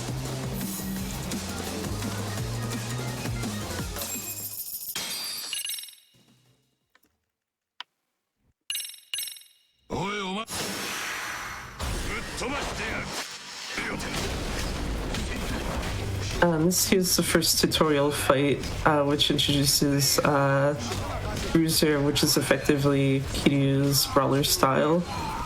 Both of Kaito's fighting styles, this and Tank, which is introduced at the end of the chapter, are just Kiryu's brawler and Beast styles, respectively. In case they end up looking very similar. Oh yeah, and in case you hear me accidentally call it, like, Brawler and Beast. That too, yeah.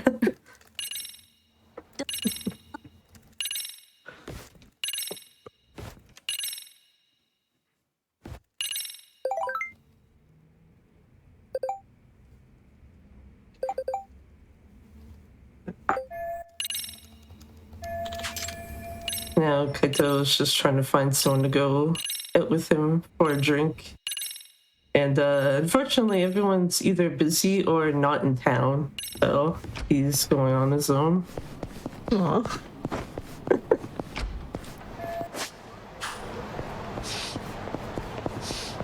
And you'll hear us like randomly sniffing. Because I guess being a detective means you have like super senses or something.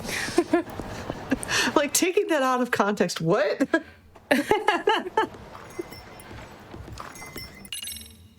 It's really funny too, because he'll just be standing there and he'll just start sniffing. Like you're like, what is that sound? And then you realize it's him. Yeah. All right, then.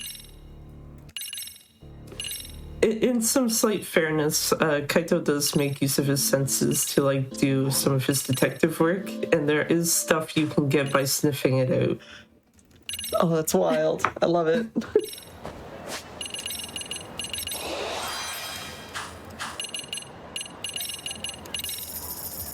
D-pad's acting up. Oh, no.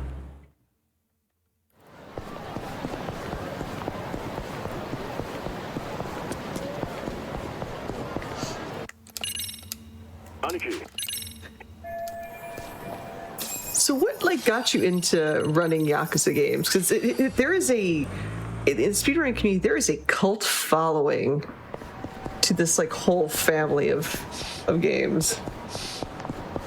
Yeah, for me it was definitely like I was just already playing the whole series. And sorry, I just went to the wrong spot because I Taking the scenic route. Yeah. exactly. No, I got like super ahead of myself because the thing about is like we have to take this taxi to this same spot a few times.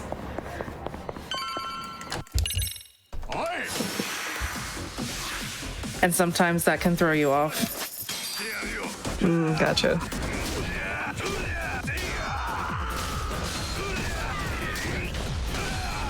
But that was basically like an intro to the tank fighting style, which is like Beast from Kiryu's fighting styles.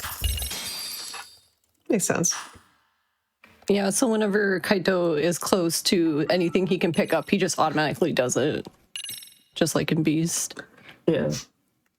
I think the only difference there is between Beast and Tank is that Kaito actually stays at normal speed while running around, while Kiryu has to build up speed.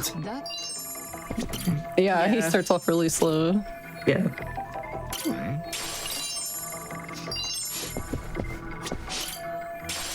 Oh yeah, we got to sniff that. It was, what was it, like a box of confection? Chocolates, I think. Yeah. Or something like that. All right, then.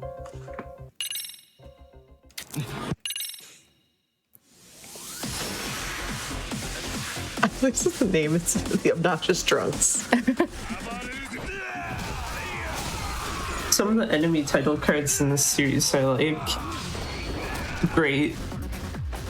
Yeah, like my favorite one, Massive Man.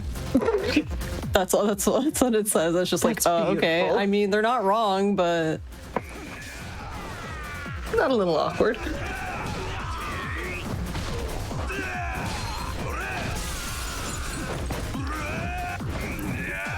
it's just really funny when you see that specific character because it's like, okay, sure, but that isn't the one thing that stands out to him about me, but okay.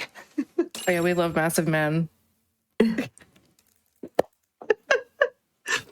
I hate as a Splatoon player, I just have the tendency to make the joke of like, yeah, no relation to Big Man, don't worry about it. Oh, jeez. Like how in Undertale we made everything mommy, and here in Lost Judgment we've gone full circle and now just Massive Man. All right. I approve.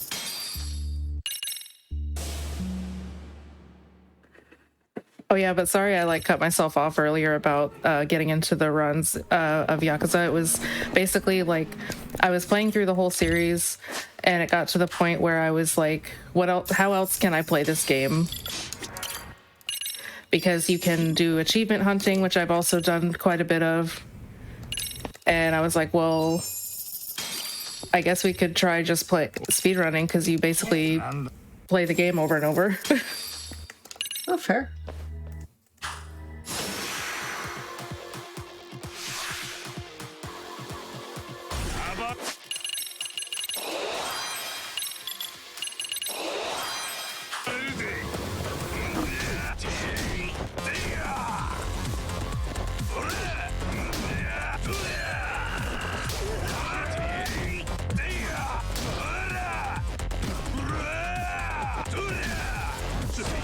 Okay. One of those hits like missed, and then he got on the ground. It's really hard to hit enemies on the ground with big weapons sometimes in this game. That's fair.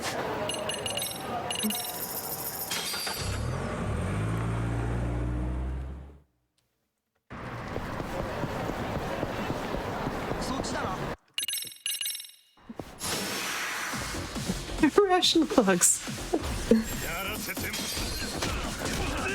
I'd say for the viewers in chat, if you were a random group of enemies within Lost Judgment, what bizarre stream friendly name would you have your group? I'm morbidly curious. Yeah, I love the names that they give people that don't have a proper name in these games. Hey, you gotta let that creativity flag fly somehow.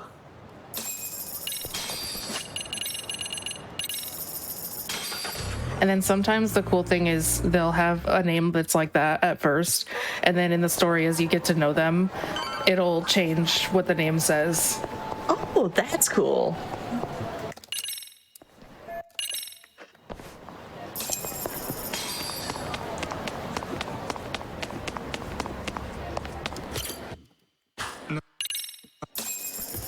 Are there any cases of that specifically in Kaito files? Because I can think of examples in other things. I'm not sure actually about Kaito files, but I think the one I can always think of is the one from Yakuza 5. I don't know what it says, so I'm not sure what one you're referring to. Because I think the main one that comes to mind here is Tsuruno and Gaiden. Goes from man in a suit to then actually just saying his name. Man in the suit. Very descriptive. Very descriptive in this game when like all of the Yakuza are mostly Yeah, exactly. Right?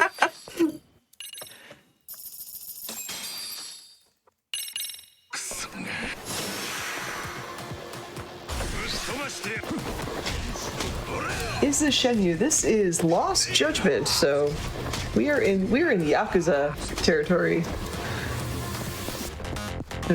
Noted that question in chat. Wow, my words have officially failed me now. Awesome. It was only a matter of time.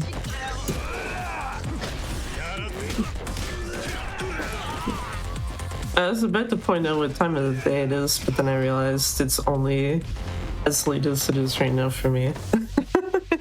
Fair.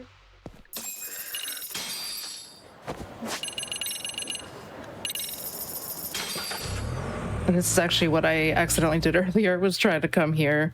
Now we actually get to come down here. Ah, gotcha. Because that's another thing with it being a shorter run, too, is like, it's only a few, that was only like a few minutes ago. Yeah. So, yeah.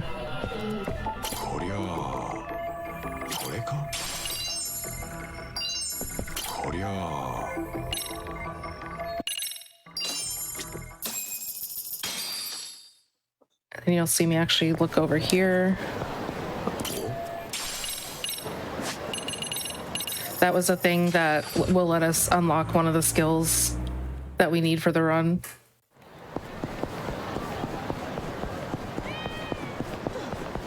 I heard a cat. Yeah, I was about to say, I just heard a cat yell. It was. This wonderful cute kitty again. I don't think they kept that for Lost Judgment, but in Judgment, like in a lot of the detective set pieces, there is always a hidden cat, and you get an achievement for finding all of them in each piece. Yeah, they didn't put that in Lost Judgment main, but Kaito does have cats he can go find. You don't get an achievement for it though, sadly.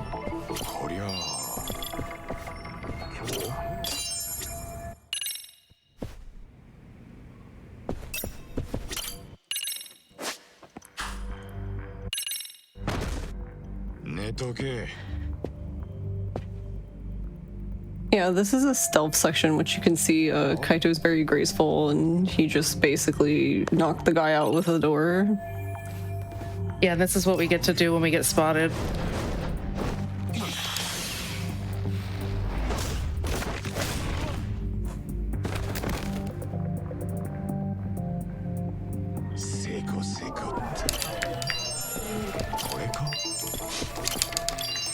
For some reason, we have to sniff that door.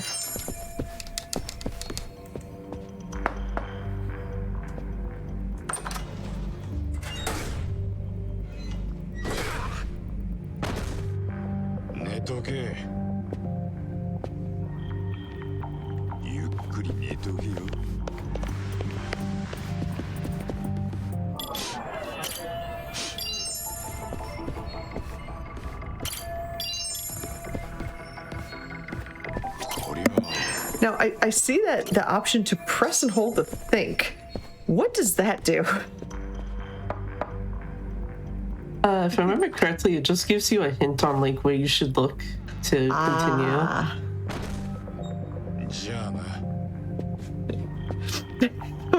Sniff that door.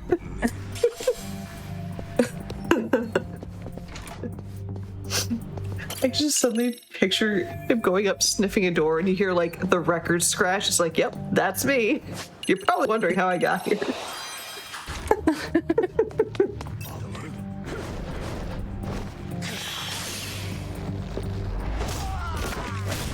I always want to like take my time for a second there with the QTEs because you will have to redo that if you fail. Like it'll game over you. And luckily they give us a pretty decent amount of time to react. Honestly, I'm the same way with QTEs. Yeah.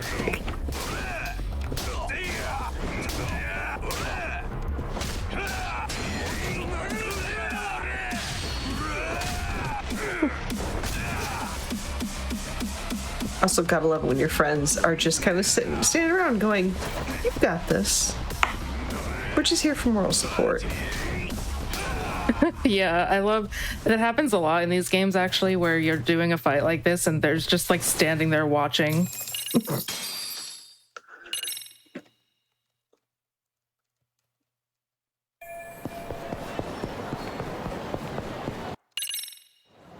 We have to get past this guy, so we have to put on a disguise right in front of him.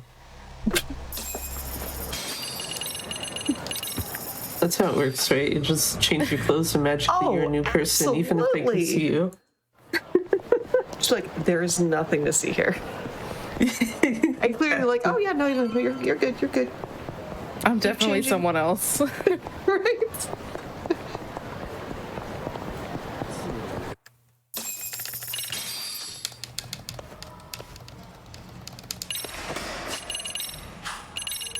Like, it's like my fake work is done, must immediately change back. Yeah. I wish we could keep the disguises on, like, during the actual playthrough. Oh, yeah. There's a thing you can unlock in the game, but you have to, like, unlock a ton of skills to be able to even get it. Mm-hmm. But it'll let you freely disguise. No.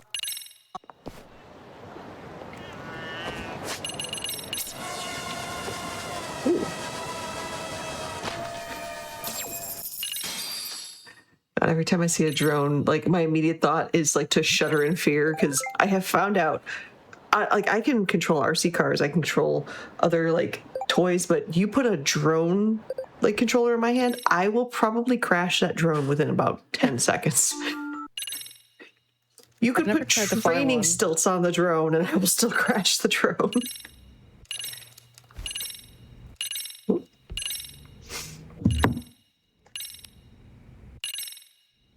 There's actually supposed to be music playing, but we broke it because I skipped the cutscene too fast. Nice. I was was about to say something seemed off, and I was like, "Please don't tell me my headphones just broke again." This is a very heavy focus where you don't even get music. Actually, yeah, what happened? Like, are there different results depending on what options you chose during that, or does it all kind of lead to the same thing?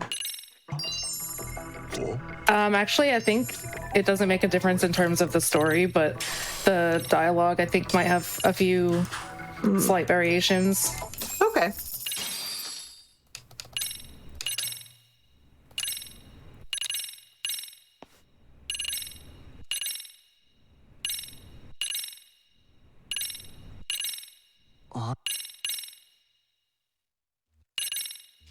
I'm about to unlock a bunch of skills before this fight here. Oh. We already have attack all the way up. This EX enhance, full swing is a heat move we can do.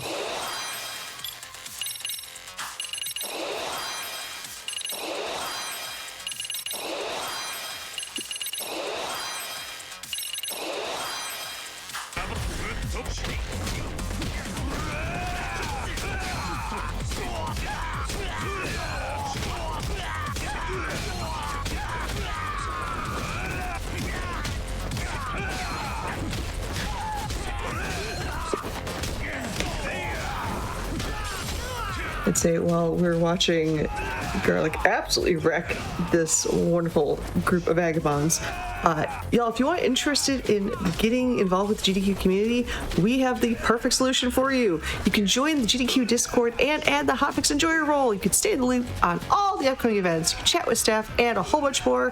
Gamers in chat, you've been good and awesome so far. Exclamation point Discord in Twitch chat right now. You can get some more info on that awesome role.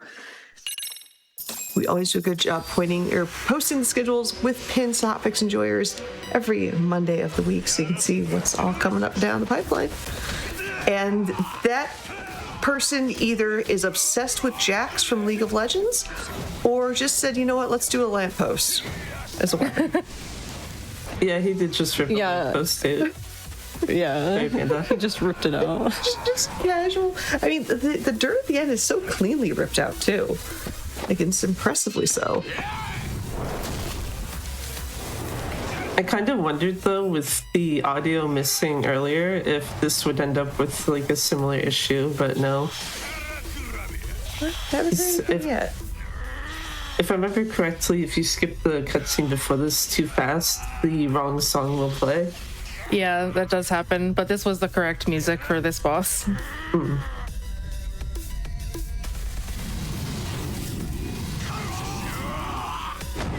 It's weird that we got the broken menu music, but then we still got the correct boss music. Of course. And I'm about to do another big menu here. We have to change the difficulty down to simple, which will help us save quite a bit of time.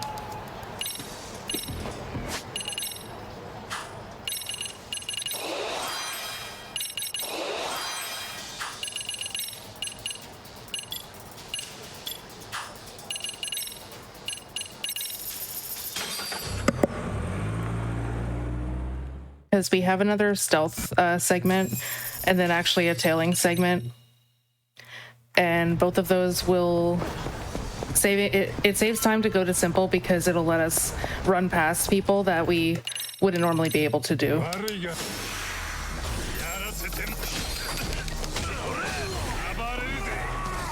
Yeah, especially with the stealth section, because unlike the last one, you don't get the option of actually taking down the guys you're going past.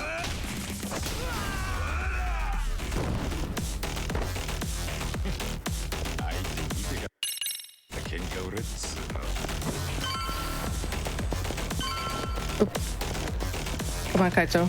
You can do it. He's like, I'm trying my best. Probably with the point that the next stealth section is also in this building, and the doors you go through are different. Gotcha. Just getting stuck on all the corners today. I mean, I too will get stuck on corners in various stairwells. It's like one of those times where you take the corner a little bit too sharply and the railing catches you right in the gut and you're like, okay, I've made that mistake. I'm done.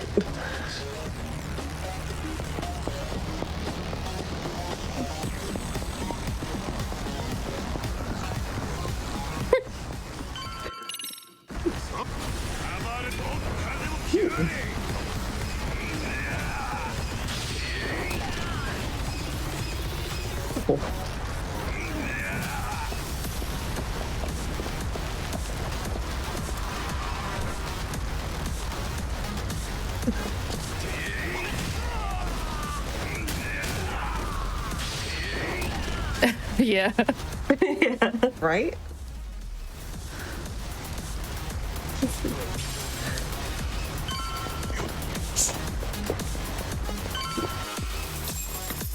To answer the friend in chat, yes, right now, at this very moment, it's live. If you watch the VODs on either Twitch or YouTube, then they will not be live. But hello. And welcome to Smawsome Last Judgment. Why is last so hard of a word for me to say? I don't know. But that's fine.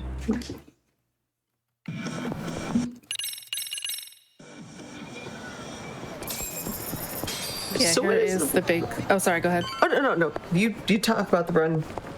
You take priority on that one. Go for it. I was just going to say, here's the big, like, cop stealth. Yeah, basically because of simple difficulty, we can just run past literally every guy in here. Ah, gotcha. If you had it on easy or higher than that, you would actually have to do this more legit. Not fair. So, like, what is going on kind of in the world of Lost Judgment right now?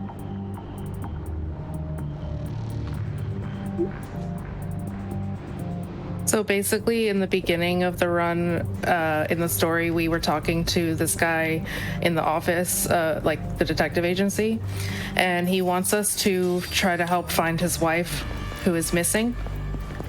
And that same person happens to be Kaito's ex-girlfriend. And we've been looking for a bunch of clues to help find her. Her name is Mikiko.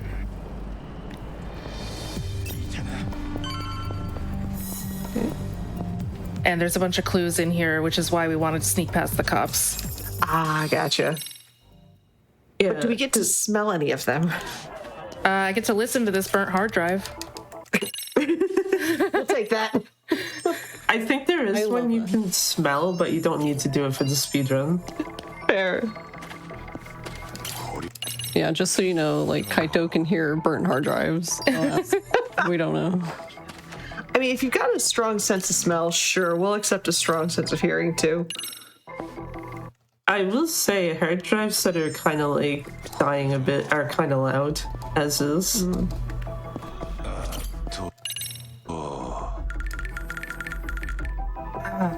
With my D-pad.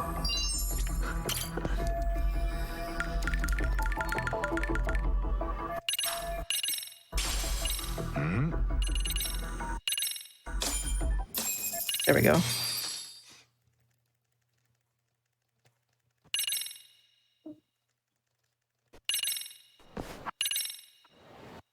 Controller knows we're doing a showcase, so it's like, okay. It's nope the hell out for the night. Just like it's 1:30 now. Well, thank you, or 12:30 for some of you, but yeah. I've been there with controller issues. It is not fun. Yeah.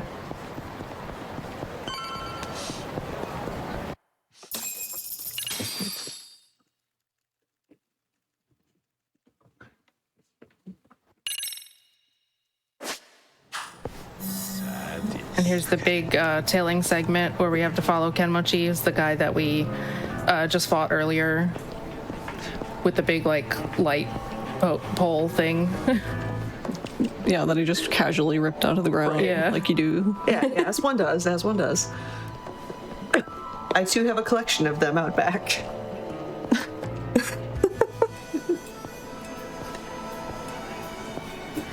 I don't know why this car looks so small beside It's tiny. Would he even fit in that car? I don't know. It's like a clown car. It's like low-key, like modifying a quote from Zoolander. It's like, what is this, a car for ants? It is. He's been doing this thing where he's supposed to turn around right around to where I'm standing now. And recently he's not been doing it. And he does it up there instead. So you have to like just hold the button to like, quote, act natural. And he's like, oh, okay, I guess it's nobody. Right.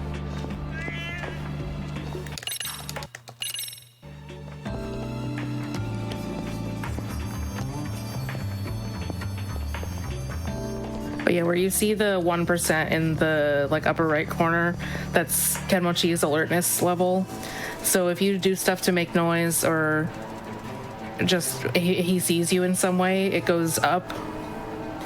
And with it being on simple, it is gonna go up quite a bit, but we're able to run past and skip a lot of time that it would have normally taken.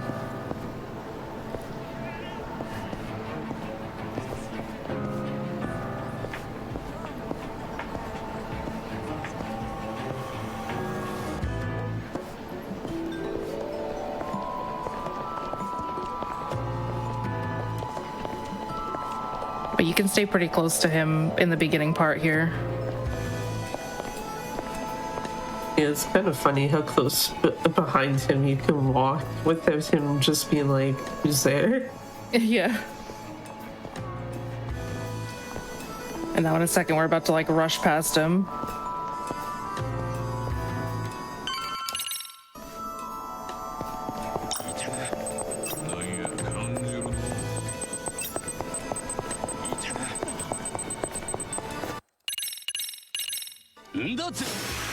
Yeah, a lot of Yakuza games have what we call area triggers. So, like, the reason why that works is because you just have to get to a certain point on the map and then it just goes to the next scene.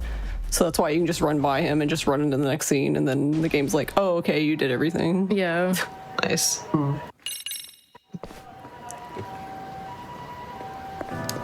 It's a nice way to move him along because he walks so slow.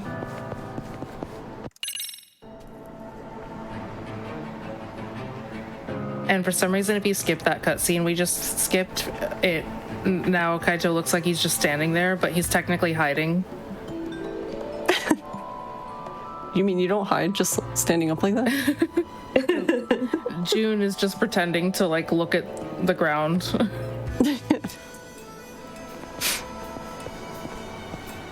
I like how the game caught up for a second and he like crouched down and got back up. He was like, oh wait, I'm hiding. He's gonna turn around over there. Not gonna lie, oh wait, I'm hiding. That's a power move right there.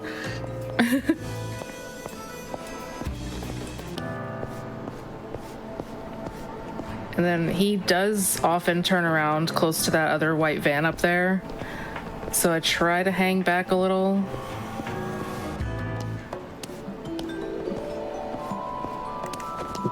Oops. See, he turned around and he's looking right at us. But the van makes us invisible. All right, then. Even though they're both so tall, they can clearly see each other. That is so wild.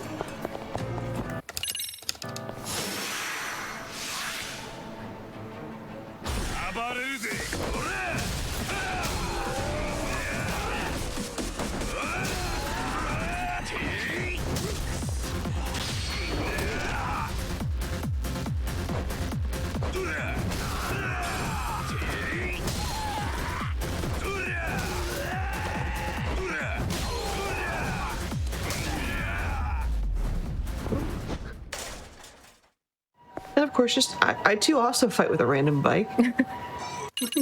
Sure, why not? Bikes are like a borderline staple weapon in this series. Definitely. Kind of, yeah.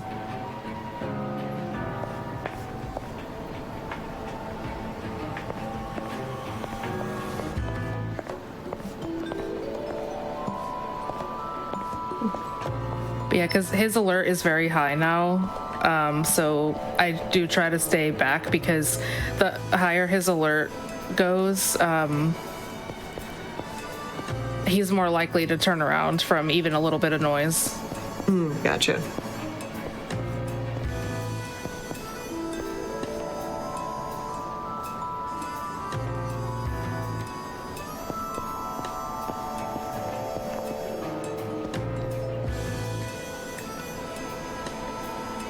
I should try to wait for them to just get up closer to the corner there. He will often turn around like right around the corner, but sometimes you get lucky. Never mind, there it goes. But now we should be good.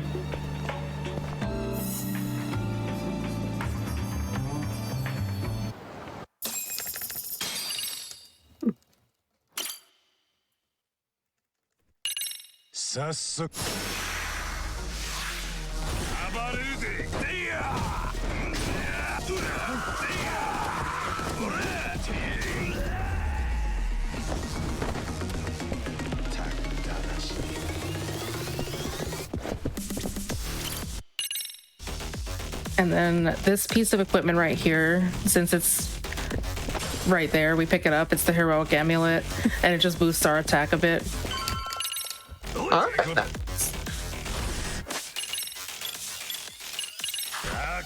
So I'll put that on really quick. And then here, let me take this plant. Yeah. Love that. Thank you.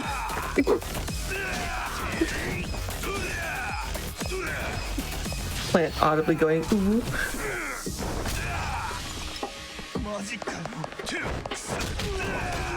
Those two really like stayed back for once. Kind of.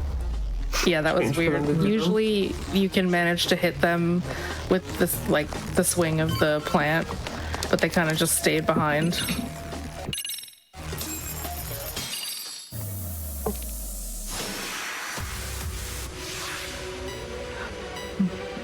Well, this is a fight.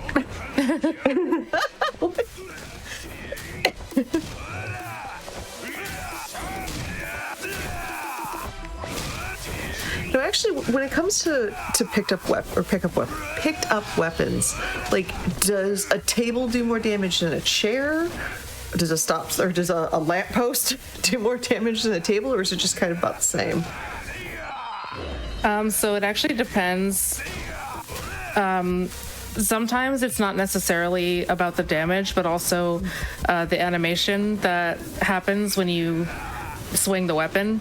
So I like chairs are really good because Kaito can swing them pretty wide, but the table he'll grab with both hands and he has a little less range with them. Gotcha. The damage is pretty similar between the two.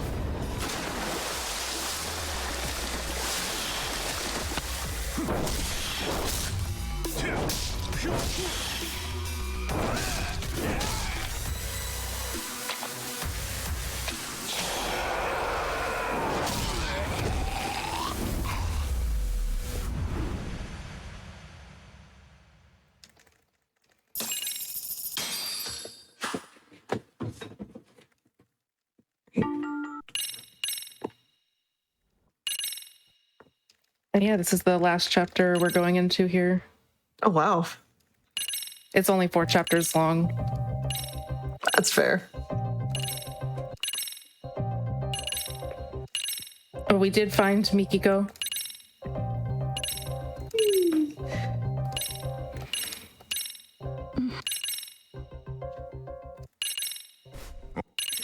Yeah, like you alluded to earlier, I do like how just like approachable this run is, because like some people might see like other Yakuza runs that are 2-3 some hours to be like, that's a lot. But yeah, Lost Judgment, you get all the Yakuza goodies in a nice, like, much more like tighter package. Yeah. So cool. Yeah, and it's interesting to note that we recently got another run that's a similar idea where you get a fair bit of like the common stuff you'd see in most runs, but it's like less than an hour as well. Gotcha.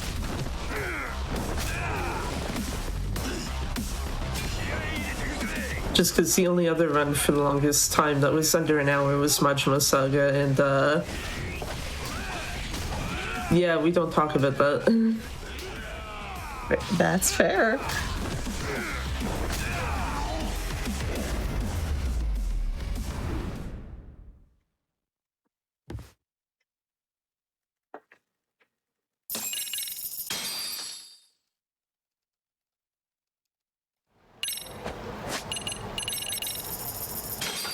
Yeah, that fight we just did with the two, Senda and Igarashi are their names. It's one of the more annoying fights in the run for me personally. Usually I just try to grab furniture like I did. I try to go for the chairs and then just pray that they stay close to each other so I can get double hits on them. Ah, gotcha. But they often will separate and make things difficult. Yeah, that and the Fudo fight also have the issue of you grabbing cardboard boxes, which literally have one use. Yeah, I think it's funny. The cardboard box can actually do pretty decent damage with the heat move, but it's like Doobie said, it's just one use out of its durability.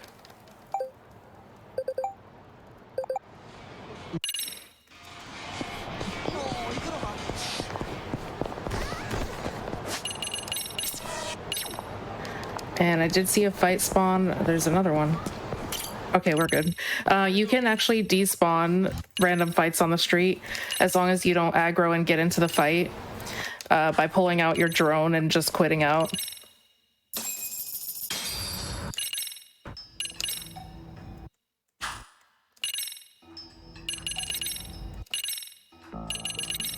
And yeah, this whole section here is just literally, did you pay attention to what happened in the game? Yeah.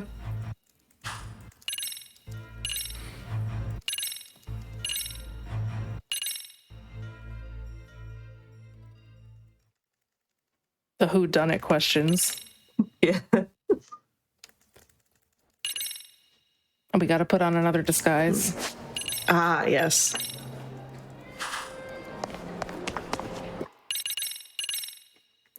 Are the disguises random or scripted in a certain order to appear? There's specific parts in the story that they want you to put it on. Okay.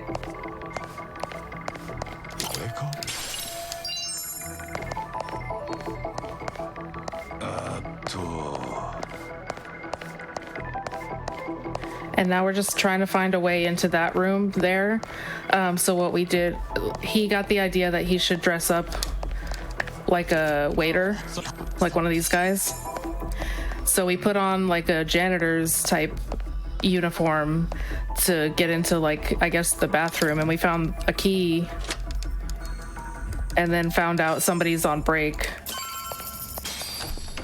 So we can try to steal his clothes. It's Tashiro. He was in both games. Yeah. If you've played the First Judgment, the same thing that happens to him here happens to him there. Just that it's Yagami doing it and not Kaito. Yeah. Right. Yeah, I don't know why we keep stealing his clothes, but he's just in the wrong place at the wrong time, okay? Wake up and instead of getting ready, it's like, all right, what clothing do I have to pull already?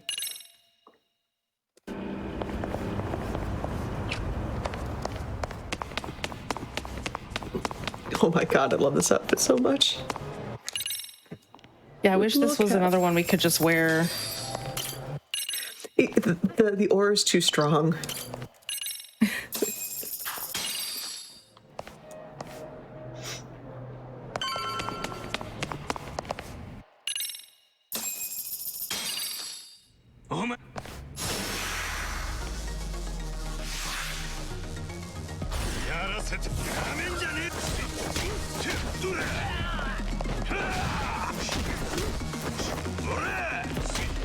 Classic Yakuza issue where they don't know who to target.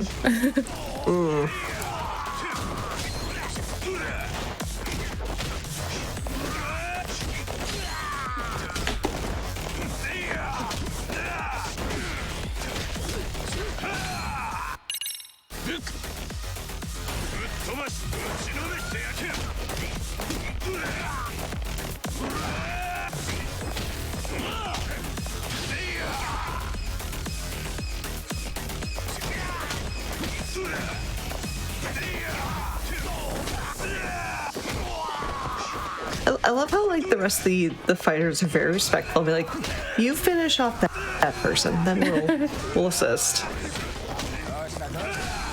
Love it.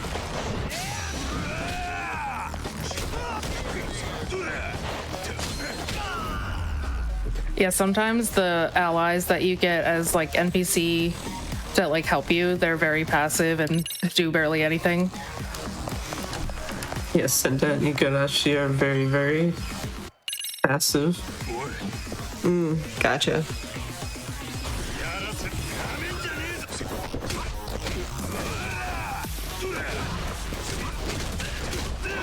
He heard you, so now he's doing stuff. Just like, please don't trash talk me. It's like, still gonna say he does nothing. But he excels so good at doing nothing. Oh no. I accidentally, It's weird because when you get out of a fight sometimes like that, it considers you still like in combat. So if you double tap, like X or A, it does the dodge.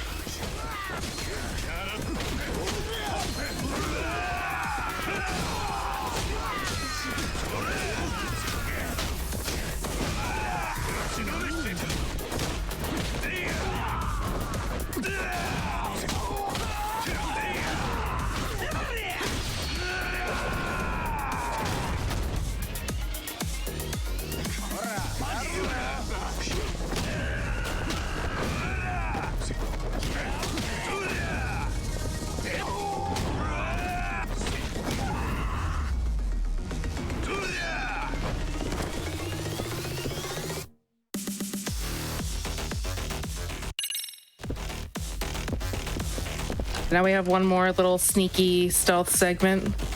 Ooh, But we just have to go past two guys. But we will do so sneakily. Yeah, this guy actually, there's a chance you might be able to skip his QTE entirely, but it's a little random. I'm gonna try to get it. No. Unfortunately, it's random if he will turn towards you or away from you, and if he turns away, you can just kind of slip past him.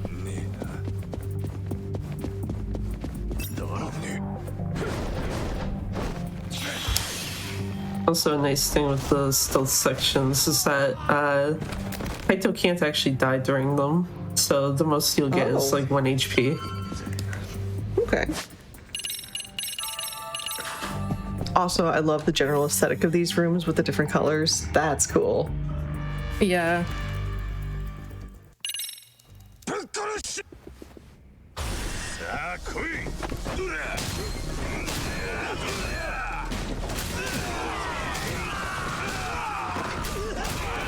Oh yeah, this room is a really good example of why we prefer chairs usually. Yeah.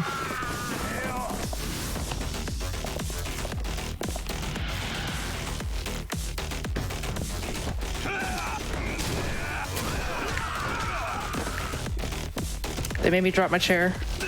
Rude? Rude of them? Hey, at least the chair was still intact. Exactly. It's a very, very sturdy chair. I only say that because Yakuza Kiwami 3, an enemy hits you like that with even like a chair in hand, that chair's gone. Oh, jeez.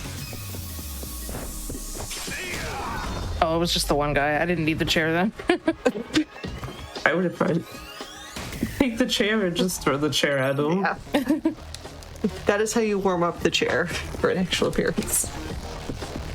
Start throwing it all over the place.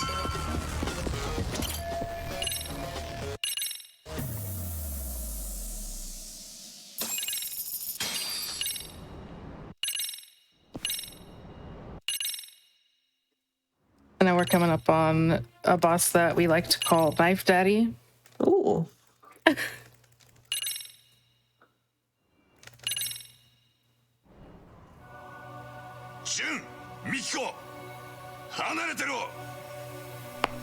And if you played Yakuza 0, you might recognize his voice.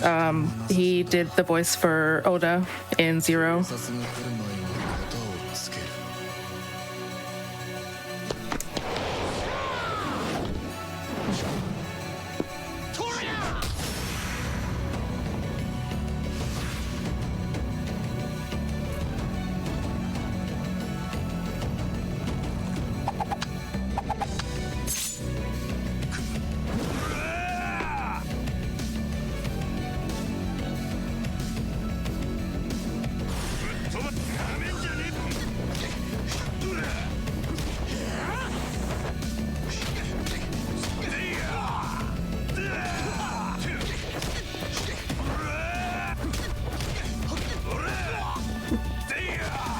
Okay, nice. That spray that you saw, he tries to like spray you, and if you get hit with it, it will put you in a state of confusion, so your attacks will all just completely miss, and it's really hard to steer. Gotcha. Yeah. The kind of interesting thing though is that if you're in extreme heat, which is what Garlic is actually in right now, it doesn't do anything. Kaito just ignores it. But yeah. Does he normally throw it that fast? Like, it was like the fight had just started and he was just like, here. Yeah, it's kind of random. I'm pretty sure you can get fights where he doesn't use it at all, even.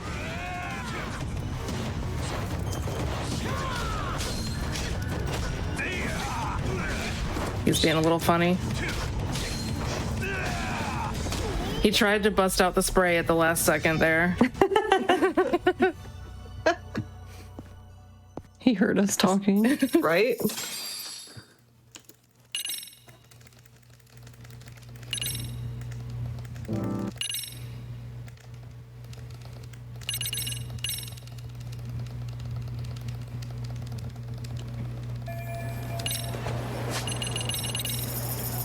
Yeah, now this is the final boss. His name is Shirakawa. We talked to him earlier when we were investigating stuff at his house.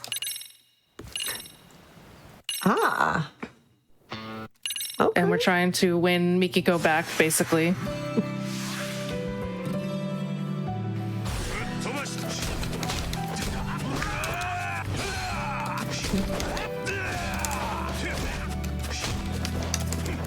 Of course, final boss. So apparently the shirts have to magically disappear. Like, what? Yeah. As is fairly standard for a final boss in most of these games. Ooh, nice shot. Nice shot.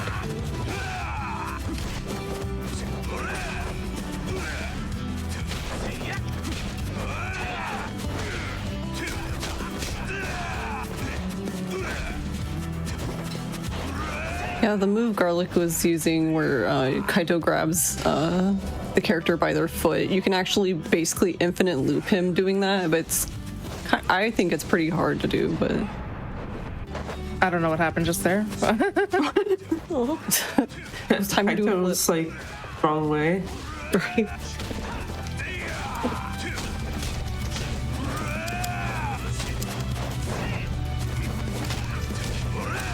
I always like to joke that he thinks we're playing on Legend. That's fair.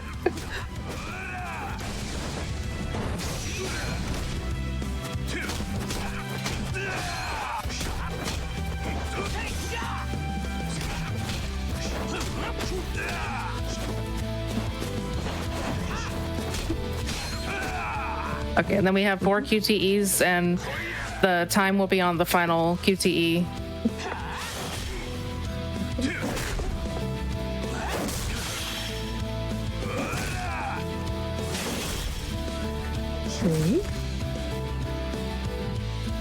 And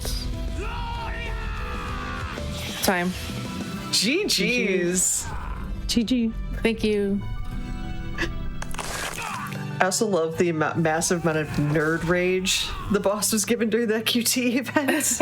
I love it. I love that he's like a secretly jacked kind of character. Right? Yeah. He reminds me of from the original Power Rangers, Billy, who was like a gymnast IRL but had to act like super nerdy. And then once he started getting like more athletic, it's like, oh, man's ripped.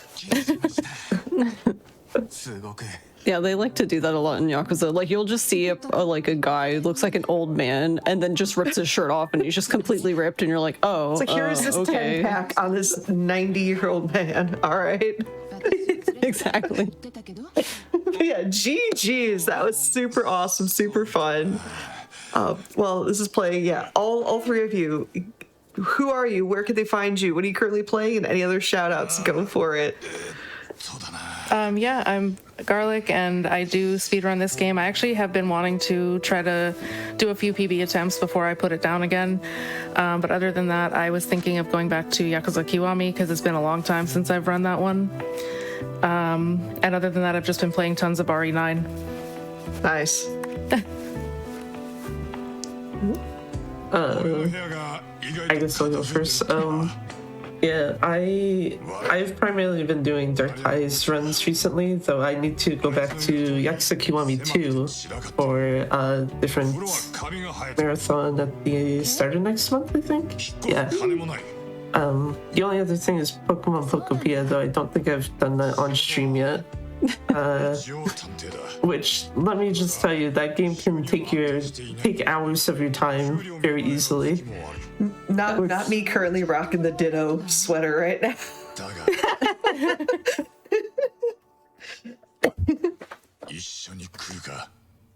And yeah, I am Pandemonium, and currently I am playing through the Fatal Frame 2 remake. But yeah, my speedrun plans are up in the air. Who knows? Totally valid. And all three of you, thank you so much for that absolutely amazing showcase of Lost Judgment. Give GG's in chat one more time for Garlic and crew for that awesome run. But with that, we're officially done with today's episode of Express Lane. Thank you so much for everyone for tuning into Express Lane after we had some technical difficulties today. And for those of you that have just tuned in, you're like, oh, heck, we missed it. Don't worry, we got you covered, boo. We're just going to replay Express Lane right after this. And then tomorrow, tune in starting at 7 p.m. Eastern, and you will see the latest episodes of Crosshair and Speedruns from the Crypt. So until next time, I'm Asuka424. I'll see you in the Express Lane. Bye.